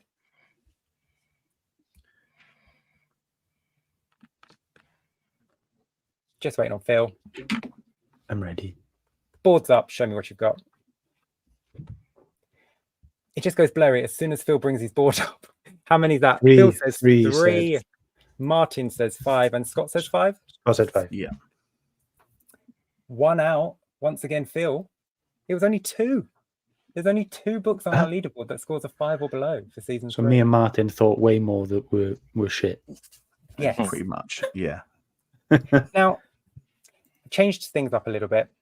You're not laggy now. Just low res. Your beauty is still shining through, though. Say the important part, Shane. How about this? Over the 156 weeks that the Nerd Herd has been going, how many episodes did Phil miss? Oh, come on. What the? How, you've gone through all of the episodes to check. I will say this Okay. doesn't like I've included the episode where he was at the wedding and he just popped in. That But counts wasn't as that- him not being so- there? So we're also including, yeah, because that's an end of show episode, isn't it? No, that No, was an episode where he popped Was in. it? It was Yeah, Saga. Phil was at a wedding and Phil popped out for a bit, and Phil was at a wedding and he popped outside the wedding and said hello to us. Oh my god. So that doesn't count. I haven't that counts as him missing the episode. how many? so how many- counts? Over the entire 3 seasons, 156 episodes, did Phil miss? Is this a visual appearance or does text appearance account as well? No, Because live. You did not appear on screen live with us. Does someone say 14? Fuck off. Tom says 12, Steve says 14, and Amy says 6. How many times do we think Phil missed the Nerd Herd? Hands up when you have your answers. Yeah. Scott has an answer. Phil has an answer. Martin has an answer. Boards up. Show me what you've got. Martin says 4. Scott says 7. And Phil says 5. Wishful thinking there from Phil, because Scott is closest with 7. Phil missed 11 episodes. 11. Jesus. Phil, you owe us money. 11. I can. Do you want to know, Phil? You missed Which 3 ones? episodes in season 1, 3 episodes in season 2, and 5 episodes in season 3. Wow. It was 5 this year. Yes, I have all the episodes down that you did not appear. So I thought the question was my episodes do miss in season 3. I love this one from Liam. 52. Okay, how about me? How many episodes over the 156 episodes did I miss? Oh. Did I miss more than Phil? Did I miss less than Phil? How many episodes did I miss? So Phil was what, 11? Phil was 11. 11. Higher or Okay, lower? Okay. So was I higher than Phil? Was I lower than Phil? How many episodes did I miss? Tom says 6. Amy says 3. Scott has an answer. Everyone has an answer. Liam says 2. Scott says 4. 2. Phil says 2. And Martin says 6. Oh, Maybe more, actually. I can tell you the closest there, both Phil and Scott, you're both 1 out. I only missed 3. 3. I know it wasn't many. Yeah. It wasn't many missed- at all. I missed no episodes in season 1. I missed 1 episode in season 2 and 2 episodes in season 3. So if we were going by that, next season I would have missed 3 episodes and then 4 episodes. Okay, Scott, how many episodes do you think you've missed over the 156 Oh, jeez. episodes? So many. Was it more than me, less than me, more than Phil, less than Phil? How many episodes do we think Scott has missed? Surely I should get some bonus points for appearing like in hotels and in cabins. That counts, yeah. How many did I miss? How many episodes did you miss in total? This year has been millions. You've come over the 52. This year has been millions as it is. Like, Steve says 16. Thinks you've been gone half the show. I reckon Steve's right. Like, See, that makes me, if I put a really high number, I feel really guilty. You know? Well, surely I should feel guilty. How many episodes has Scott missed in the All right. 156 episode run of this show? Phil, Very Oh, boards bad up, with show what me I'm what putting. you've got. Scott says When did 14. Jesus Christ, boys? Martin Oh, says mate. 19 and Phil says Right. 22. We're done. You know what? I'm glad this show's ending. You know what? You think I missed how many episodes? The closest there, who's 1 out, it was Scott. Scott with Yeah. 14. You missed 15 episodes, Scott. I'm So not do you want even to know your sorry. stats?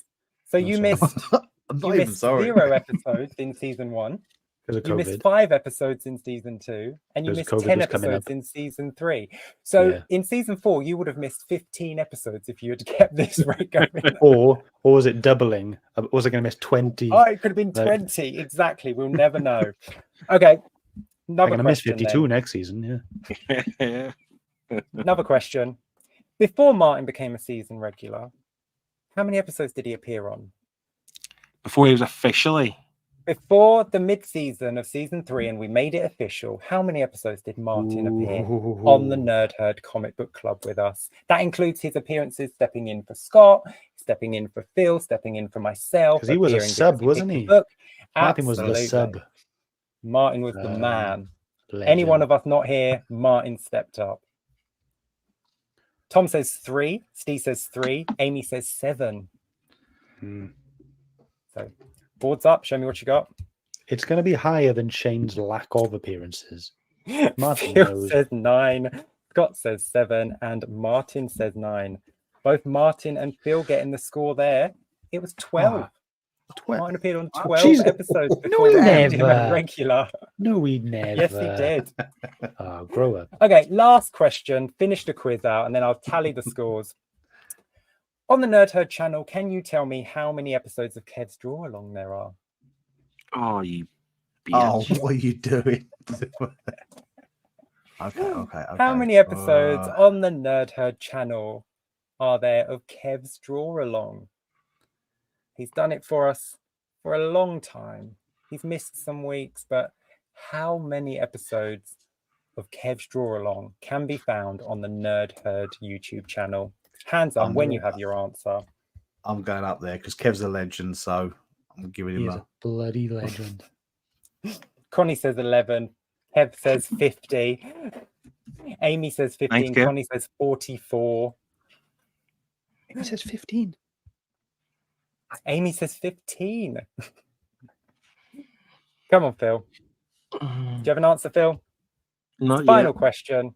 Come Okay, on, hold on. Phil. Okay. Final question. Pause up. Show me what you got. 43 from Phil, 46 from Scott, and 48 from Martin. One of you's 2 out, and it's Phil. The correct answer is 45. There are 45 Kev draw-alongs. Why Wait, does I Kev said think there are 46. 50? I said 46. Oh, sorry. Yes, you did. Sorry, I put you down as 48. Scott wins that point, being 1 out. Yeah, get stuff, Phil. So why did why did Kevin say 50? Is there 5 episodes we didn't air? Were they dirty pictures that he was drawing for us and we couldn't put They them were up? just for me. They were just for me, those ones. Okay, talk amongst yourselves while I tally these scores, please. Oh, geez, talking about this, I'm trying to fix my calamity that is my scores. That was good though, Shane. Thank you very much. Yeah, appreciate I it. really enjoyed that. Well, I mean, I'll let you know if I really enjoy it in a minute or two. Well, I won't because I definitely haven't won it. Well, I've tallied the scores. It didn't take long. In third place with 3 points was Martin. Well done, Martin. Hey. Third place, I'll take that. There are only 2 points between Phil and Scott. Ooh. One of you scored 6 and one of you scored an 8. And the Philip. winner of the quiz was Phil. Well done, Phil. You won the end Well of done. Show Showdown. And you will receive your Captain America trophy to go on your shelf with all your other quiz trophies and awards. Hopefully he'll take pride of place as the end of Show Showdown winner. Well, you can't see them currently, but I do have the quiz ones here, as well as the medal as well. So they do take pride of place. But of course, when I achieve something and I win something, and there's losers involved, I like to enjoy that, you know. I'm just pleased. I've still kept my original set that was sent to me when I first joined the quiz. It's lasted the duration, so I'll have to retire. Awesome. Is Connie rolling her eyes at me here? Is this what that is? Oh God, here we go. Here he goes And again. Liam says, "Of course, Phil won another quiz." Liam also says, "I can't believe Scott and Phil both missed 52 episodes." I love it. Liam, you can come again, but yes, some stats. I know Scott likes stats, so some scats. Some scats. Jesus. That was the end of Show Showdown. That's amazing. I love that. Thank you very much, Shane. That was brilliant.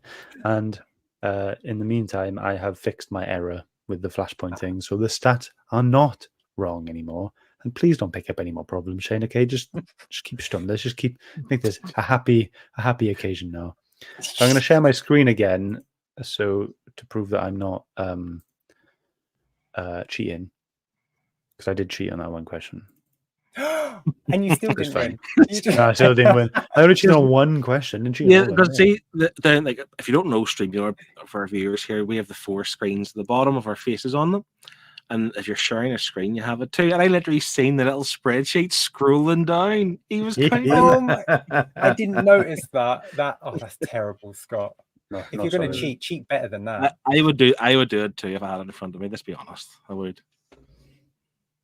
Right. Okay. So this is going to be a bit out of order now. It's now going to go Phil, Shane. We even got Martin's, the Herd, and me last. Then I was going to do the Herd last, but I can't be bothered to fix this. So we have got our season 3 picks averages, and then I've also got our entire show averages as well. Wow. So Phil, if you win, you have something to gloat about. So we will do our season 3 first. So here we go. They're not in point order. It's just in the order that you chose them and the order we read them in. So yeah, Vampire State Building 6.4, Oblivion Song 7. I'm not going to read them all. Your highest one was Dark Knight Returns and Do a Powerbomb with 8.6. Anyone want to guess what Phil's average is? 7.2. 7.2? 7.4. 7.4? Phil? 7.4, yeah. Okay. Everyone in the chat, if you want to do it quick enough, feel free. Here it is. Oh, mine. 7.5. To be That's fair, a that's good really average, good. Phil. You know, Yeah. all of yours. Yeah, that's fantastic. Connie said 7.6. Really close. Nice. Okay. Next, Shane. Your best one was Batwoman Elegy. Oh no, Blackest Night. Blackest Night. There we go. 8.4. Yes. Blackest Night. What was your worst one? What was the worst one you had? iZombie. 5.3. 5.3. Yeah. Well, you definitely beat Yeah. my worst one. What do you think for Shane's average? 6.9. 6.8. 6.9. Thomas said 6.8. Martin? 6.4. 6.4. Connie says 6.9. Here we go. Oh, so close to 6.8. that magic number. So either Tom is like Rain Man and can do maths mega quick in his head, or it was an amazing guess. Lee said 7. Close as well. All right. Martin. Those are all of your picks for season I'm going to be 3. high, though. It's because I'm going to be high. I'm going to say what? It's a 7.8. People, I'm gonna say sure 8. people can Eight, do this yeah. maths pretty quick. 8. Wait, I hope I did it now. Yeah. There we go. Bang Nice, on 8. Martin. Does Martin that mean has the I win highest season average 3? so far? Yes. You win season 3, mate. No, he doesn't. He picked 3. It's not fair. Pick my. It's the average, Phil. It doesn't Yeah, but he matter. It's the picked 3 average. really my good best ones. 3 then. Pick my best Be a 3. graceful loser, Phil. Just be a graceful loser. But we don't know if they were Martin's best picks. They could have been the worst ones he was going to pick. He could have picked like 9s and 10s going forward, Phil. So you can't judge it by that. It's just an Exactly. You're right. We can't judge it. Martin's doesn't count. It's just a bit of fun, isn't it? It's all a bit of fun. Okay, so we got the herd next, and we even got who picked them as well. So we got one from Beth at Self Storage, Pete at Stray Dogs, Liam got Friday and Guardians of the Galaxy. Martin's picks are there as well for when he was a viewer. Amy, Once in Future Volume 4, Connie, The Me You Love in the Dark, loads. What do we think? 6.9 again. 7.9. Okay. I'm going to say 7.7. Right. Tom says 7.5. Okay, here we go. It's probably that then. 7.6. So 0.1 better than Phil's. Get in there, Phil. It took all of these people. All of these people to get 0.1 points better than Phil. And Phil, if you took my 2 picks from this and added it to mine to bump mine up, I still would have been higher than yours. Just to say. Right. Mine then, with the correct Flashpoint score. My best one was Lock and Key. No, my best one was King of Spies, 8.6. My worst one, Daveocracy. That makes sense. That's fine. Yeah. That's my hurt gear plus Battle Pug. Yeah. That's got to be a 6.5 then. 6.5. 6.2. 1. 6.1. 6.8. 6.8. Same as me. So me and Get in there, Shane Scott. match. Yeah. There Twinsies. we go. Twinsies. There we go. So those are the season 3 picks. Just remove this. Do you want to talk about anything else before I do the all-time scores? I've got another question written down if anyone wants it, or if anyone else has a question. The all-time seems like the big reveal, like the big overall champion, if you know what I mean. So say it again. So we'll leave that you to the potato end. then. Yeah, it's just saying that the overall average score seems like the kind of main event, doesn't it? Like the big title challenge. Yeah. So any questions, just we'll go do those now, I think. Okay. Before I get my cry. All right, fine. The only We one should I've have got had one written printed down. out. No, I've got two more. I got two more with things we can talk about. If anyone else has any more, feel free to jump in. Over the 3 years, Martin, for the 2 years that you've joined us, been reading along and all that, but over this whole time you've been involved with the Nerdhood, how have your tastes changed? I think I've moved away from DC primarily, and I definitely have dived into the indie side of things, which is what I set out to do. The shelves behind me is the proof of how much I've diverted, because that is my Marvel side, 2 on the Marvel side, and that's the indie. The 3 is the Nice. indie, and I've even got Marvel and indie on top of that. So I have sort of expanded a lot and tried different things, and I will buy more of what we've read, just when it comes out in collected editions in a nice hardcover or Of something. course, yeah. But yeah, definitely. I think I look at books. I read books differently as well. I think I judge them more. I look more at the art. I assess the story more. I just think I've learned a little bit more about critiquing a book from being here, which has just made me more. My standard goes up a bit more. So More picky. yes, which is great, because it just means I can shift out some non-good books that I've probably picked up over the years. Non-good. That's the political way of saying bad. Yes. Yeah. Non-good. Shane?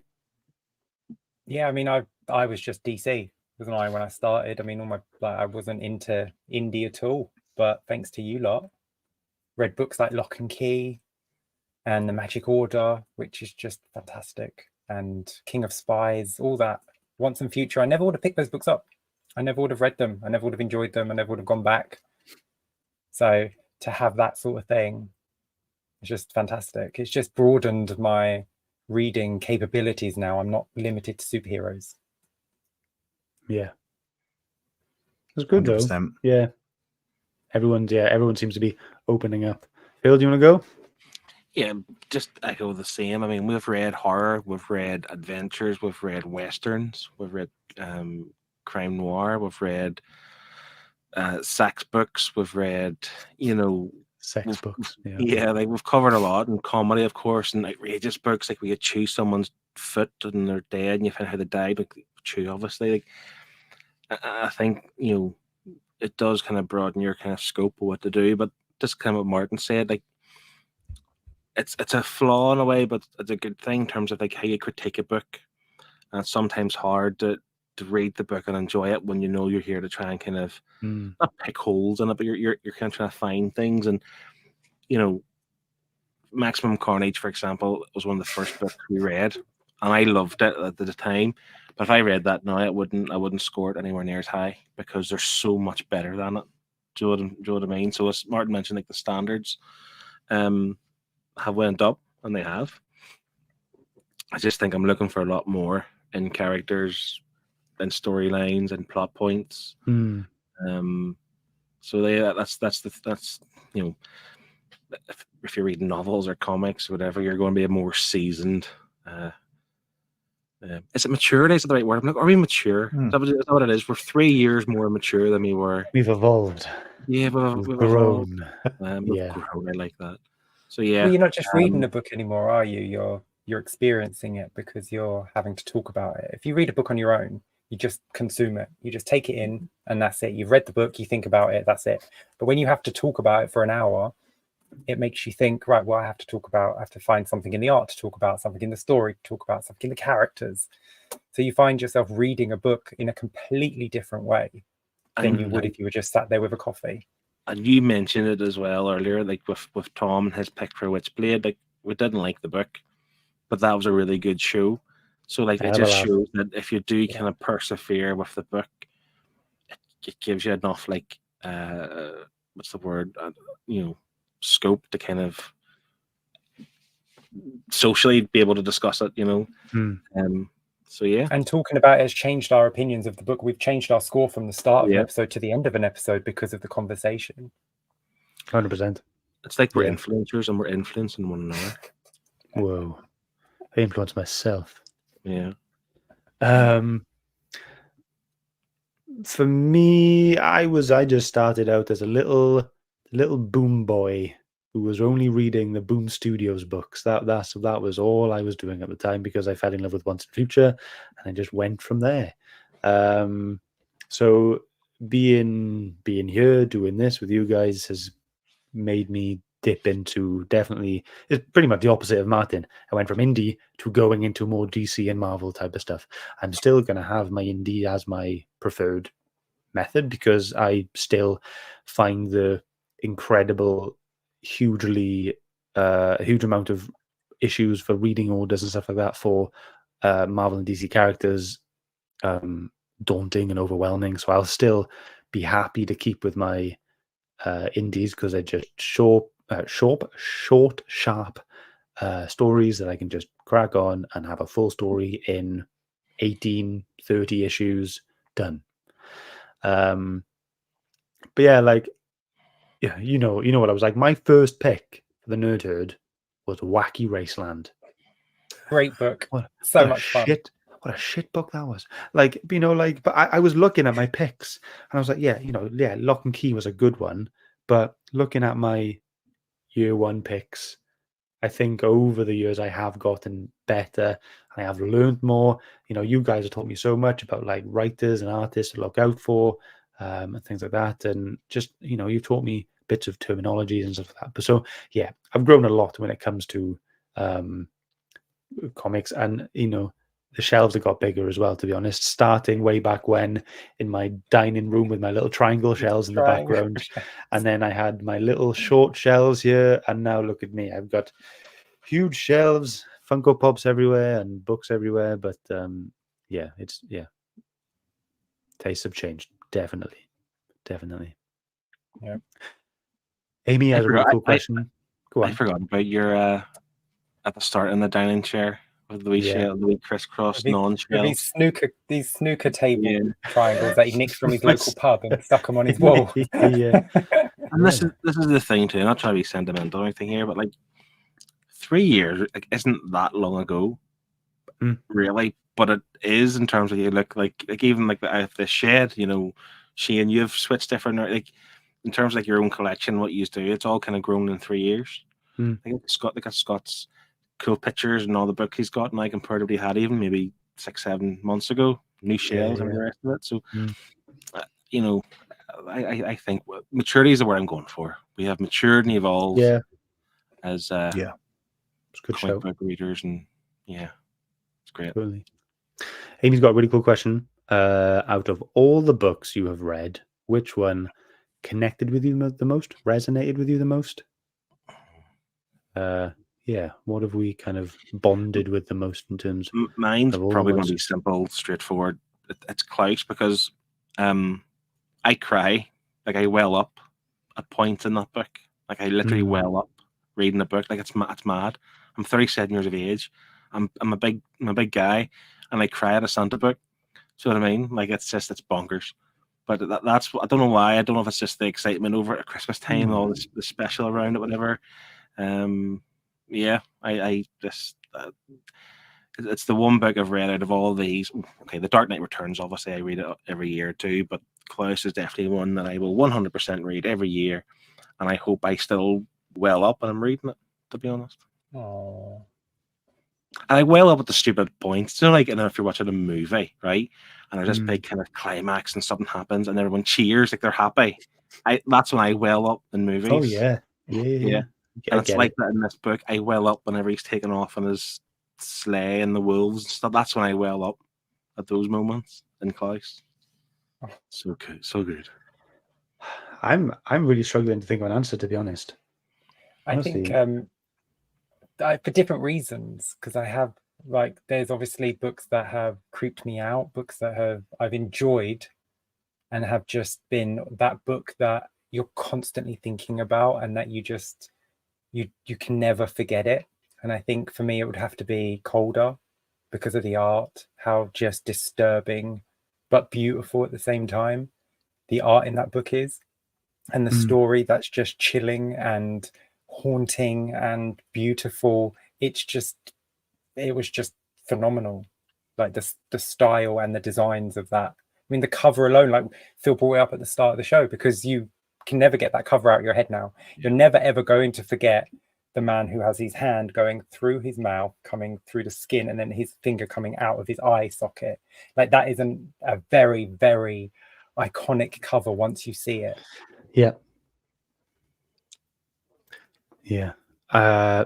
Mine, when you said like books you keep coming back to, you said that as soon as you said that, for me it was Lock and Key. Lock and Key, I've read the whole thing, loved it. I've read volume 1 and 2 like 2 or 3 times now because of the show and me just rereading the series anyway. And yeah, I just love the mystery of the keys and what does that one do, and when will they use it and how will they use it and what happens when it's just, for me it was just so good, such an attractive concept, but it's like it's got that perfect balance between mystery and it's not quite horror, but it's just a bit creepy. It's just a little bit like something's it's not going quite well for this family. It's a bit creepy. But yeah, well, Lee and Amy in the chat now, emotionally they're talking about Kanto. I get that. Kanto is a bit of a tearjerker as well, but in a lovely way, not in some sort of like, sad, sad stuff like that. But yeah, that's me. Lock and Key is my one. Martin? See, I interpret Amy's question in a very different way because it's I can't think of one book that I personally connect to, but I always think of books I just can't shake off. What did you say at the start then? I interpret Amy's question in a different way. Interpretation. We got it in. Let's go. Yeah. But I just look at it as books that I just can't get out of my head, ones that I just can't shake off, ones that I'm going to sort of take with me for the long time, like the long haul. And I've said, Klaus always sticks with me. Power Rangers is another one that sticks with me. The Autumnal, actually, I've mentioned it a couple of times over the past year. I can't shake that story away. I've kept it on my downloads. Deceased, another one. Saints killing the children. Even though part 2 wasn't as good as the first, but I love that story. Once in Future, I can't get rid of that out of my head. It's just there's just books that I feel that I've experienced that has built my enjoyment for all these titles, and they've stuck with me, and they will stick with me, and I've got them on the shelves, and I will always think of when we read these books, and that's what connects with me. The memory of reading it on here, experiencing them with you guys and the chat, and fond memories. No. And just to add to that too, just to have a second answer, things like I would never have a million years have read Wonder Woman. I would never have read the Wonder Woman. But Hecate and Gods and Immortals were terrific books to read. So yeah. No doubt. 100%. Yep. More stats? Yes. Yeah. More stats? So All right, no here more we of go. this lovely stuff. Let's get to the stats. Let's get to it. So we're gonna do now our all-time average scores ever for everything that we've picked. And we're gonna start with the man who started this whole show off. We're gonna start with Dean. Can you see that? Ooh. No, it's flickering. Ooh, that is flickering. Right. There we go. Oh my. Is that okay? No. Oh my. What? Ooh, I'm having a rave. All right. That's better, yeah. There we go. Okay, cool. All good. So there we go. So those are all the books that Dean picked. Killing Joke was his best one. These are arranged in score order now. So Killing Joke is the best one. Saga Volume 2, he chose that. He picked the God Butcher and the God Bomb. They were what really attracted me into reading more of the Jason Aaron stuff, because gore was absolutely mind-blowing for me. And his worst pick there, Zombie Christmas Carol. totally. That was rubbish. So, what do you reckon? What's our Some average? heavy for Demon? hitters there. Some Mhm. heavy I'm gonna hitters. say- So I think 6.4. Okay, 7. I'm going 7 as well. Yeah. 7. All right, 6.9. Ooh. Get Sweet in there, number. magic Sweet number. spot. So next, Phil. All of your picks, mate. This is everything you Whoa. chose. And might I add, Shane, this isn't Yes. fair for me and you. Phil has actually had more picks than me and you. If you're going to use that for this excuse, then does that mean Martin's scores are relevant in the previous one? No, it's, No, it's it's average, fine, it's Phil. fine. It's fine. You've an had more average, so books. it's It's fine. totally fine. So look at all of them. Phil picked all of those books. He even picked the Wonder Woman book. Yes. You know, Magic Wow. Order and Harleen, both 9.5. What we got? You know, you love the Deadly Class stuff. You know, Yeah. that was all there. Oh, Yeah. Superman Up in the Sky. What a terrible book. Rubbish. You missed that That's week. not rubbish. You guys read that wrong. That's the one book. I'll say this. Honest to God, that's the one book. I had loads of Yeah. people on Instagram message me about to say No. I am 100% correct on that. That's I better. did than- read Prove it it. wrong. I read it with my eyes open. I agree with you. I read the book wrong. I should have read it with my eyes closed. It was a terrible book. The other one that was wrongly scored was Maximum Carnage. To be fair, Yes, that should be a lot as lower I down. said about my taste changing, I don't even think I would give it a 7 in comparison to some of them other books. Yeah, Vampire State Building should be higher. That was actually pretty Yeah. good. yeah, good concept. I enjoyed Black All right, Widow so- as well. I thought Yeah, Black Widow was yeah. a great choice. I went and read Volume 2 straight after. That's a as soon as I can It's- get on with the bus of I that think one, it I will. struggled though because of how quick it was and how much of like we could have read the whole thing, the whole lot. So. All right, what do we reckon? 7.2. 7.7. Martin? 8. 8. Oh, 7.6. 7.6. There we go. 1 That's point cool. higher than season 3. So 2 extra seasons, and all you get is an extra 0.1, Phil. Let's see where I fall at the top of the leaderboard here. Come on. Okay, next. Shane. One less pick than Phil. I don't know how that's happened, but whatever. A hell of Yeah, a you lot got lower. Kill or Be Killed was your highest rated book. Kingdom Come with 8.8. So Kill or Be God. Killed was 8.9. Kingdom Come 8.8. You've had a few like Harley Quinn related stuff, and you know most of it is DC. Yes. You love a DC book. But then you got like He-Man in there, Kaiju Score. I was glad you introduced me to Kaiju Score. I really like that. Really cool That was concept. good. Super fun. Yeah. I hit There's literally Fairyland. You picked both of one them. Marvel book, just Spider-Woman. Is that it? No, Blackest- I might. No, Black as Night. No, sorry. Well, Really? Wizard of Oz, I suppose, is Marvel technically, but it's not a Marvel Oh. character, like, is it? DC versus Marvel. Does that count? Yeah, I suppose it does. Yeah. That was shared. yeah. But yeah. Okay. What do you reckon? Oh, it's got to be low. I'm going to go 6.4. All right. 6.7. 6.6.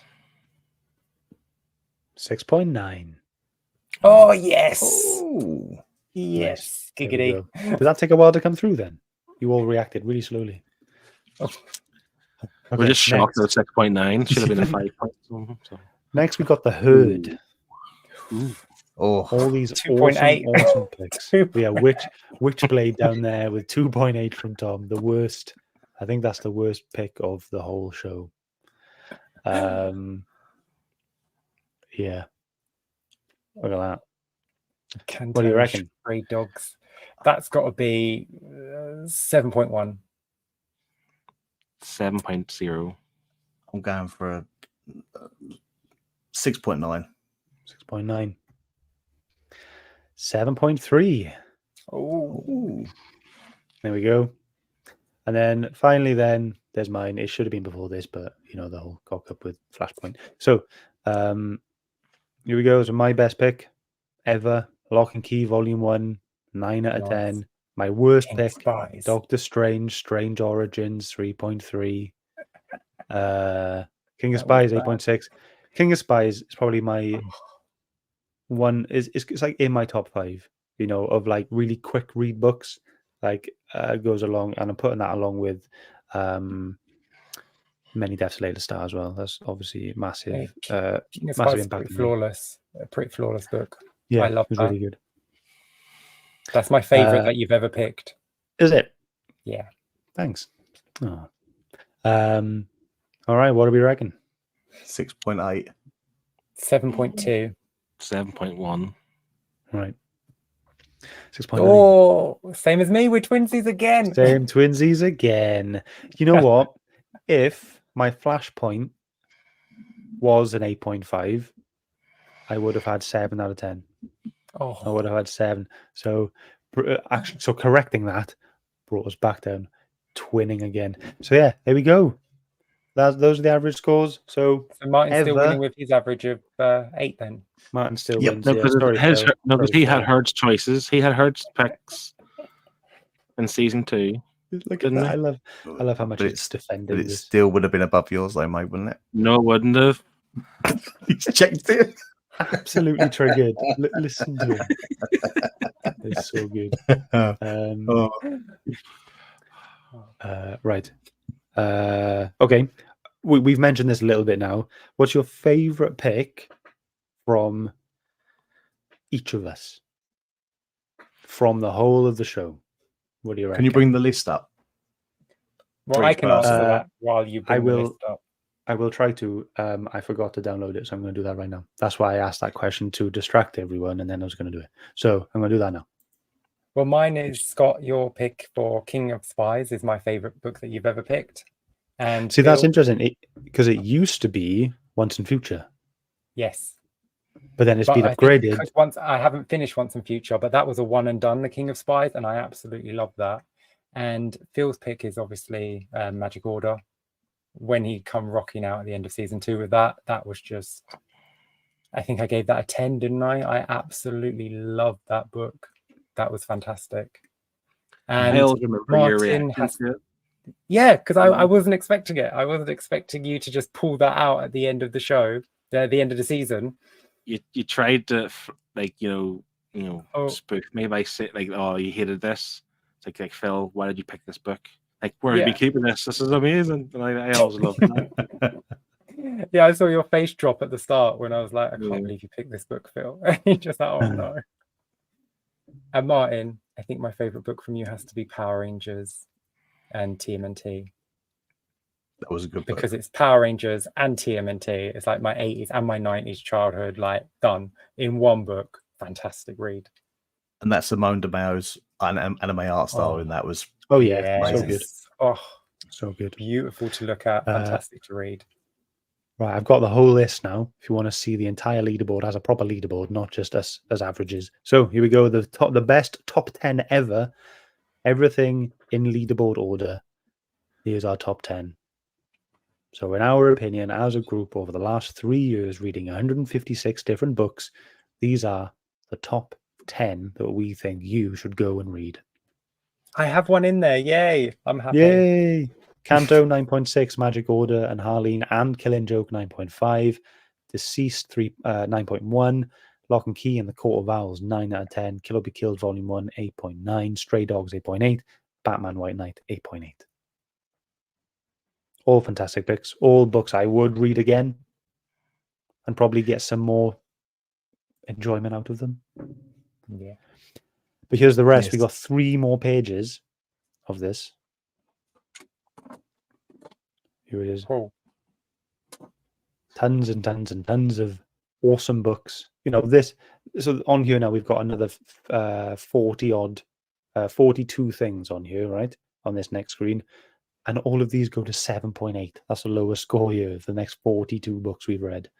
So you could literally shut your eyes, point at any of these, read it, have a good time. 100%. Yeah. Then we have these. I mean, 6.8 is still pretty high. Yeah. You know, Young Justice, Volume 1. That was awesome. Critical Role. I know you guys didn't enjoy that as much as me, but as a D&D fan, amazing. You know, we only find them when they're dead. Volume 1, 7.1. Same as the Autumnal. Same as God Butcher. The Sandman, to be fair, I think it scored a good score, but I remember I wasn't overly impressed with it, but I've been listening to the audiobook, and that's something I want to revisit, the whole comic. Me too. I think the first volume, that's something you can, like any book, you can't really judge it in volume 1, really. And that's why we obviously do sequels months and want to complete the series. Yeah. So the Sandman's something that really kind of stands out too. Yeah. You know, Once and Future, volume 3 and 4, both 7.6. Yeah. You know, that just proves consistency for the story, doesn't it? And then the final one then. Still, we're starting off on this screen from position 26, 6.7. You know, and then it quickly starts to dip down on the last third of that. But 2.8, 3.3. We haven't read that many terrible books. No. You know, and even if they were terrible, we had a laugh talking about them, and that's the most important thing. That's what the book club was about. It was about the conversation, not just the book. And yeah, there we go. So what's everyone else's picks? Shane's put his picks forward. Yeah, go on. Oh God, I can't even remember who picked what now, to be honest. Sure, I'll go, and then you can look through it, Scott, if you want. Yeah, okay. And I'll go after Phil. Gives Scott more time. So I wrote mine down there. So Lock and Key, to be fair, from Scott would be my favorite pick. I mean, obviously it's his highest scoring pick, so it's the better one. Something was always on my radar, but like as Scott kind of mentioned there in his description, like it's the right level of creepy with like the right level kind of magic and kind of mystery of the keys, and I like it. I think it's great, and the art. I remember the art was fantastic too. I just remember the opening scene where like the guy gets hit in the head with like a claw hammer or something, didn't they? That was a great scene. For Shane, I mentioned earlier that Hecate, whatever it's pronounced. I would never have read a Wonder Woman book. Not really. I never had the appetite to read a Wonder Woman book, but that was terrific. Martin, for the 3 picks that you had listed there, I'm sure there's probably more to the Herd's Choice, but that'd be Sin City. I thought that was incredible. Big fan of it, and that's something I'm definitely want to pick up and check out the rest of it. I've written down as well, like it wasn't the highest scoring one, but Dead of Winter that Dean picked. Yeah. That's always kind of stuck with me. It's like that. I won't say it blew me away, but it was better than it maybe ought to have been by looking at the book cover. You know, never judge a book by its cover, obviously, because Dead of Winter was a great book. And then for the Herd's Choice, again, recently with Steve with Poison Ivy, that's something that stood out. Obviously, as well as Chilling Adventures of Sabrina.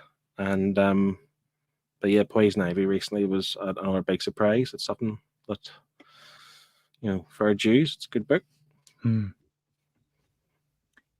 Okay.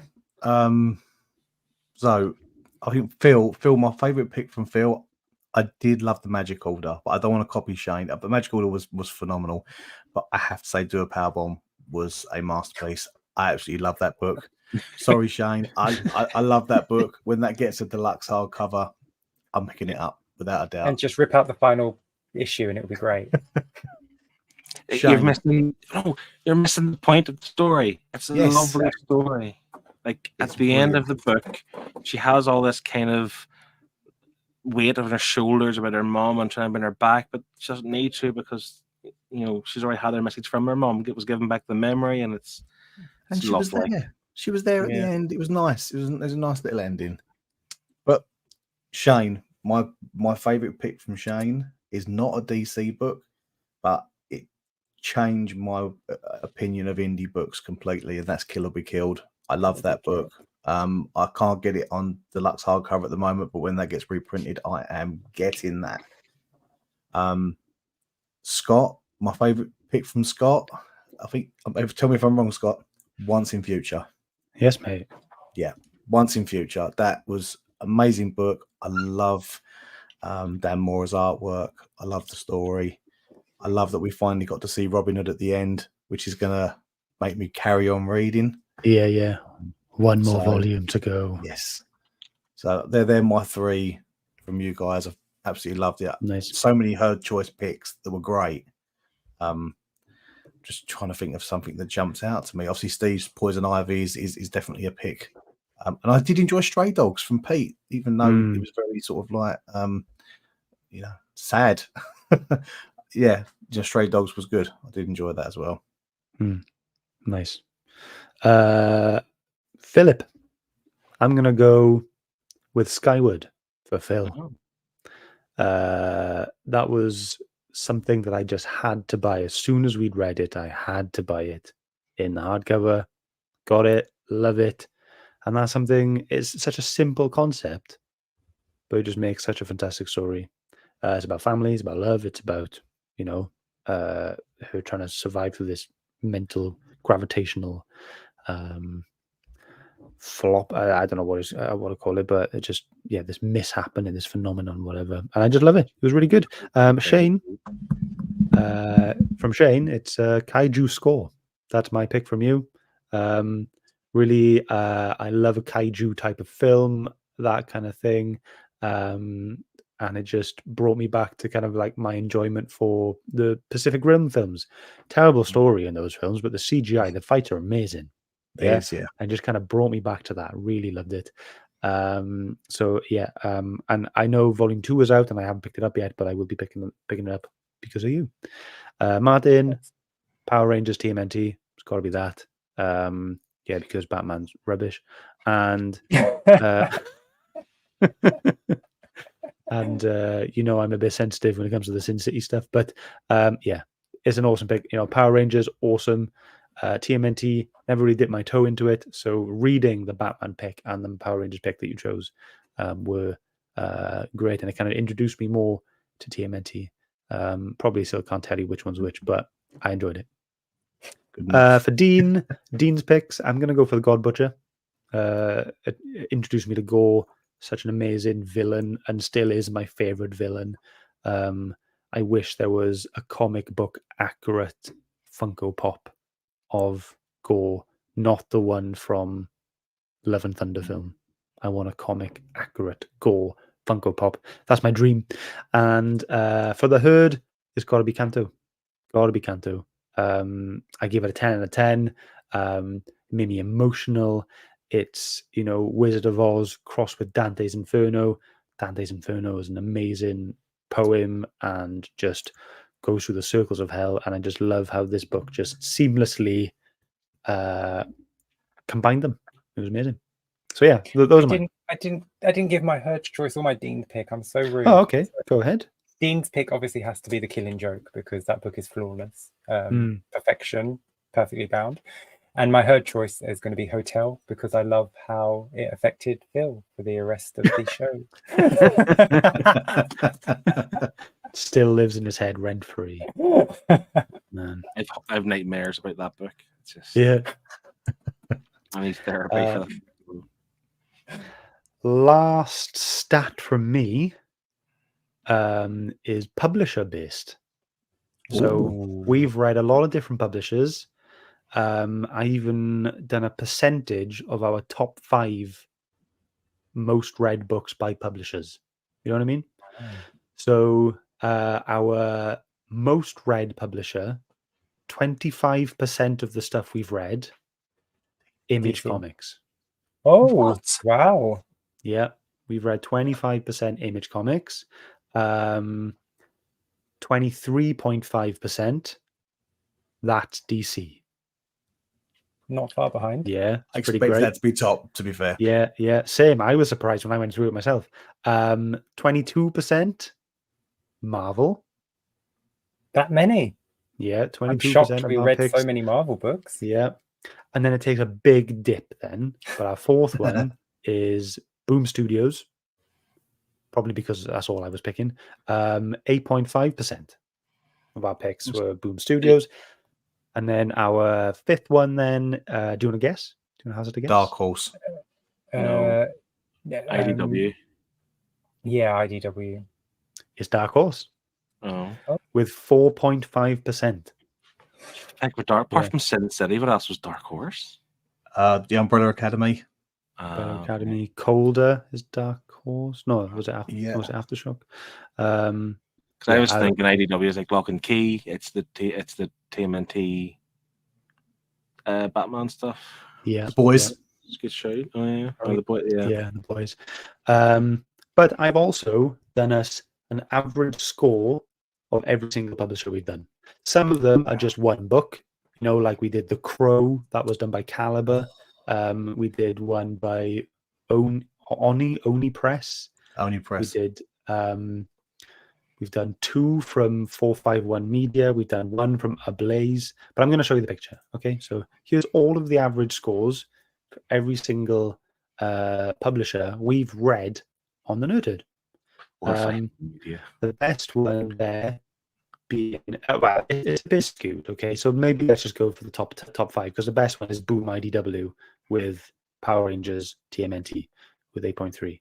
But so Image 7.2, DC 7.9, Marvel 6.8, who's next? New Studios 7, and Dark Horse 6.8. So those are our top 5, and the averages of them are all above a 6. Isn't it? So pretty consistently great books. Yeah. Yeah, there we go. Wow. So yeah, stats galore. Yeah. Mm. Image Comics is very varied publisher. They bring out a lot of different stuff. If we're reading volumes 1 and 2, like sequels month, most of the indie stuff that have volumes 1, 2, 3 would have been Image. So yeah. But yeah, there we go. Wow. There we go. 3 years. 3 years whittled down to pages of numbers. It's so sad. I love it. Yeah, anything from anyone else?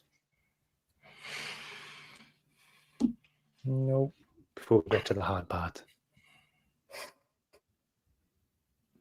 Silence. Okay, let's move on. Let us move on to our final thoughts and scores of the Nerdhood Comic Book Club.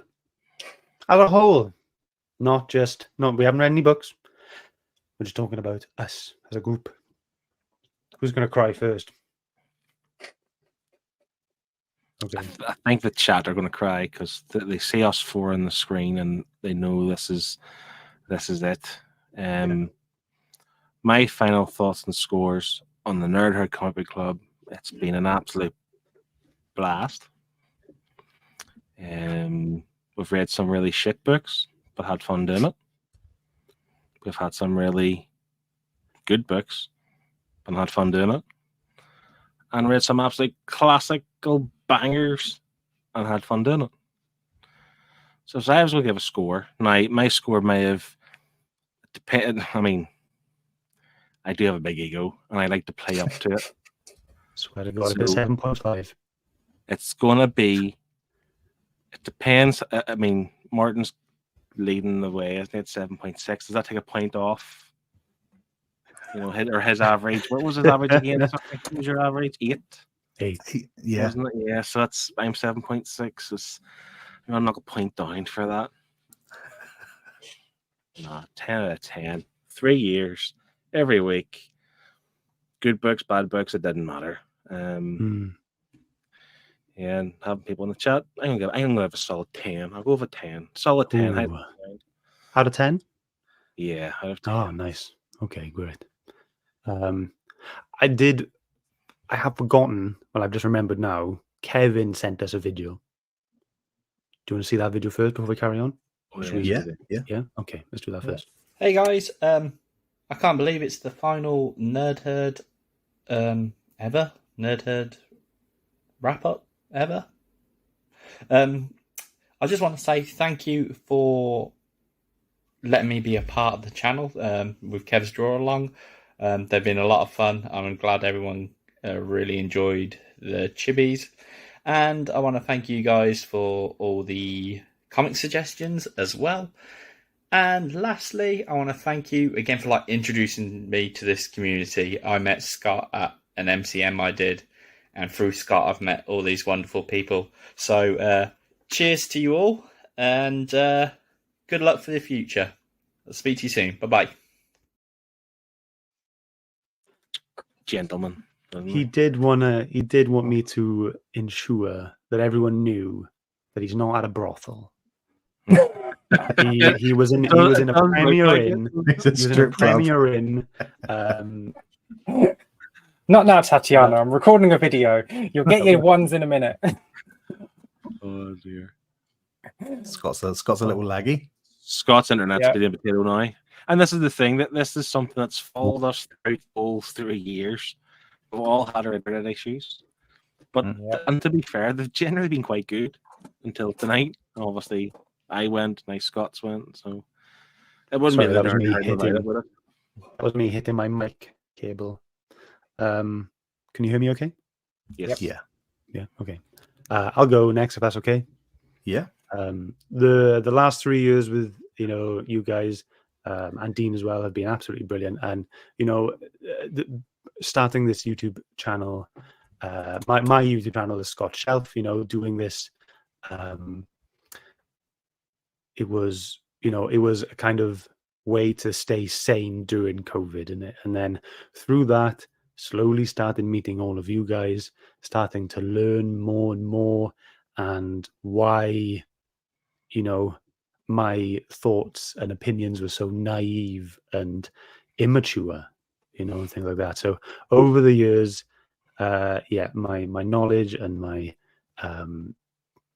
know-how for all this has grown, and I've been able to recommend some really good books to people outside of this, in work and people I've met and all that, and my friends. So I can only thank this show and the people I've been involved with.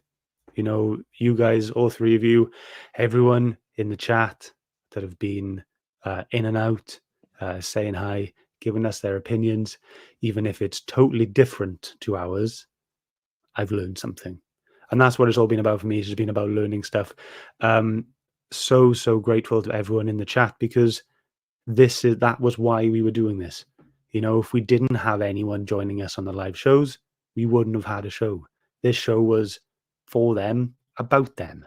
We were just this kind of conduit for everyone to come together and read good books, shit books, whatever. But it was all, the dreaded C word. It was community. It was, we were all just getting to know each other and just having a laugh and just being fun and safe and just enjoying ourselves.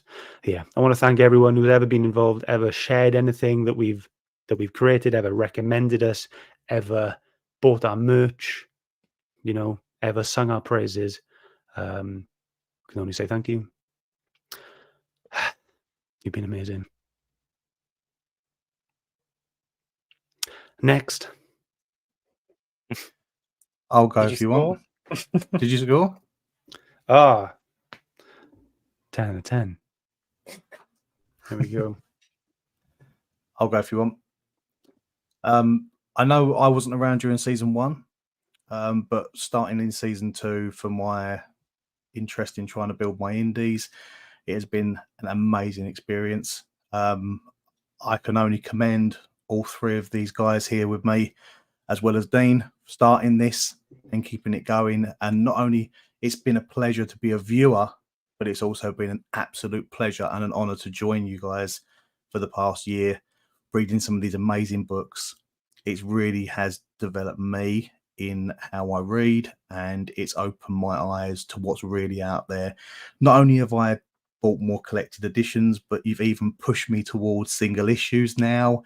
I wouldn't have known about artists and stuff. This is shame. Artists and stuff like that I never would have experienced just from picking up just my random DC books that I liked before. I've met some amazing people. As these guys, I've met some amazing people outside of it as well in the whole UK community. Going from Shane's quiz that I thoroughly enjoyed every single month, to doing Omnifus with Phil all the time. That was great. And not only that, I do a little bit of D&D with Scott now, which is, again, this has been like a nerdvana for me. And I've thoroughly enjoyed it. and I have enjoyed it, and it's been great. It's sad to see it end, but I would never change the experience for a second. So for me, Nerd Herd channel and all the people involved, the chat, everybody, 10 out of 10 across the board. Wouldn't have had it any other way. So thank you. I just can't believe you're almost blaming us for your single issue habit you have now. It was this, like, you know, I've experienced the artist now, haven't I? And now that's pushed me towards, you know, your Dan Mora covers and your Scotty Young covers, and you know, it's Art German stuff. Oh, you play a part, lads. You play a part. For me, obviously, I have to be the outlier and score it low, because otherwise I wouldn't be keeping in character, would I, if everyone scores high? And no, I've loved this. The structure of having something to do every single week outside of, you know, your job. Like this has kept me reading comics even when I felt like maybe I didn't want to. You know, when you just sometimes you just feel a bit sluggish and you don't want to read. This has made me read, and then it's made me feel a bit better because I'm reading, you know, whereas I would have just sat there and done nothing and just been meh for the entire evening. I've picked up the book and I've read a book, so I've had a good time. I've forced myself to have it thanks to this. And just meeting all of you and everyone else that I've met, you know, it's just been, it's something I would never change. I wouldn't change how we've done anything. I wouldn't change the books we've read, maybe one or two, Phil. But I absolutely love this. Reading books I never ever would have looked twice at on a shelf in the comic. You know, I was a DC person. The only other books I'd ever read were like my Power Rangers, and that was it. But so to pick up titles that I would never have glanced at, thanks to you lot, and reading them and loving them, and actually having the next volume ready to go, even without having to read it for the herd, it's all because of you. And I wouldn't change a thing. I've just thoroughly enjoyed these past 3 years. It's been crazy. For 3 straight years, come rain or shine, come missing hosts, 15 episodes, 11 episodes, 3 episodes. The show has gone on. The show has been on every Wednesday, apart from the last one. We had to move it to a Thursday. But for 3 straight years, the Nerd Herd has been on every single Wednesday. And that in itself is an accomplishment that I don't think many YouTubers can claim. You know, we made sure for the herd we had a show go out, and I think that's something we can all be proud of. And it's sad to see it go, and this Wednesday is when it's going to hit me. I know it is.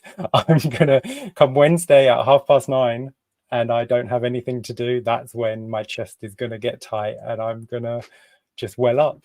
But until then, it's obviously a 10 out of 10 for me. What else could I score it? Only the episodes I'm on. The episodes I weren't on, I'd probably score lower. But there was only 3 of them, luckily. So average out to a 10. Shane, you like giving out awards. Do you have an award for like the most, like, what's the word, like attendance? So you have, haven't you? You got yourself an award for the most attended herd member. Go away.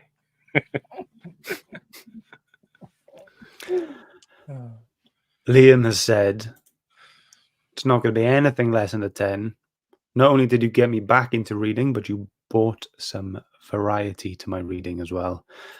You were a light during lockdowns, and I've looked forward to every episode. Thank you for everything and for including me where possible too. Much love. Connie, it's been real, guys. See you on Instagram, I guess. For someone who reads a lot, she's a woman of very few words. Oh, yeah. Yeah. Highland G, hey guys, get that I missed the start, so I'll need to watch it back. Yeah, a lot of fun, a lot of stats. We even had a quiz. He said, love the show and getting to know you guys. Thanks for everything, guys. And a special shout out to Dino as well for starting it all. 100%. Yes. Good friend of mine, Oshan. He's jumped in. Thanks for joining me. Good luck for the future, chaps. Keep reading and doing what you love. Of course I will. Lee as well. Shane's better half. Congratulations on a great 3 years and leaving with horizons and communities widened. Perhaps in true comic style, it'll reboot and reimagine in the future. Imagine Fresh that. number 1. I know. We'd all just have bigger beards or something. I'll shave mine.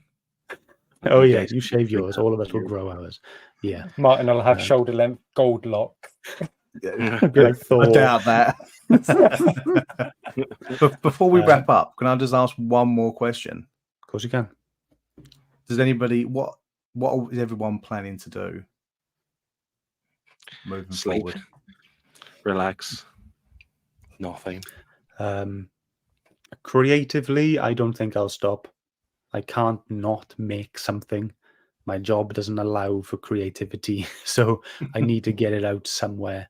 I'm sure I'll have some ideas down the line and I'll start something else. But yeah, for now, I need a break. I need to just do my own stuff, and I need to have, my evenings back, and I just need to chill out and, enjoy some quiet, I think, for a while. That's my plan.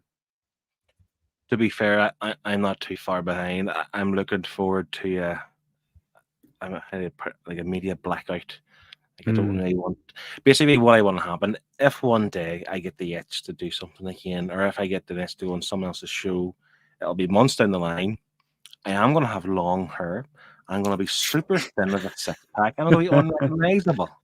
But ultimately, I mean, for my sins, I am a Manchester United fan, and we are in the Champions League this year, and they play on a Wednesday night, so I get to watch the games this time. Whee! So It's a yeah, little thing, isn't it? yeah, I'm just like Scott, just kind of get your own reset, your own kind of time, and your own reads in, all that kind of stuff. So it doesn't mean that the nerd herd was a hindrance. Of course, it wasn't. It was just something that you had to kind of do, even when you had some terrible books to read. But the hour we were on Wednesday was always great. But now I'm just looking forward to being off screen for a few months and then see what happens. Yeah, I think I can share that opinion as well. As much as it's been great doing this, it's going to be nice having that little bit of downtime. I think one of the things I'm going to focus on is reinvigorating my Instagram again, because I've been very lazy on my Instagram. So I want to try and get back to my roots where it all started and start pumping out content on my Insta. As I've learned a lot from here, working with Scott, doing the Instagram account for the Nerd Herd, so it's gave me more ideas. So hopefully I'm going to try and do that for the time being. And if anything else comes down the line, I'll maybe back on your screen again at some point. You never know. I mean, I have to say too, sorry, before Shane goes, I mean, the public might demand us back in some way, shape, or form. I'm pretty certain I'm going to be getting a show. Maybe the big YouTubers are going to come calling now because I'm a free agent. I'll command a high fee. Of course you will. Anything's better than nothing at the moment, isn't it? Shane? Well, I'm going to be spending most of my time on Whatnot buying ridiculous amounts of comics, thanks to I'm Martin, sorry. who introduced me to it. They're coming every single day. Like every day, there's package after package. It's just ridiculous. I'm also in danger from buying comic books. It's so ridiculously easy on Whatnot to buy comics, especially after that first one where postage is like 6p for the next comic. It's like ridiculous. I'm also going to have a little break, and then I'm possibly going to be changing the quiz up a little bit and bringing that back. Nice. That'd be cool. Amy has said, so many memories. You've been amazing. Oh, of course we have. Of course we have. Look at us. Look at us. But if no one's got anything left to say, nothing else in the chat, then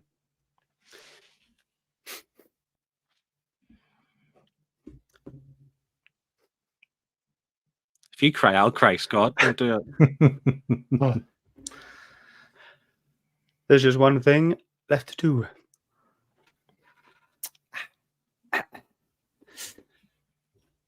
Get your waves out. For the last ever time. Bye. Bye, everyone. Love you.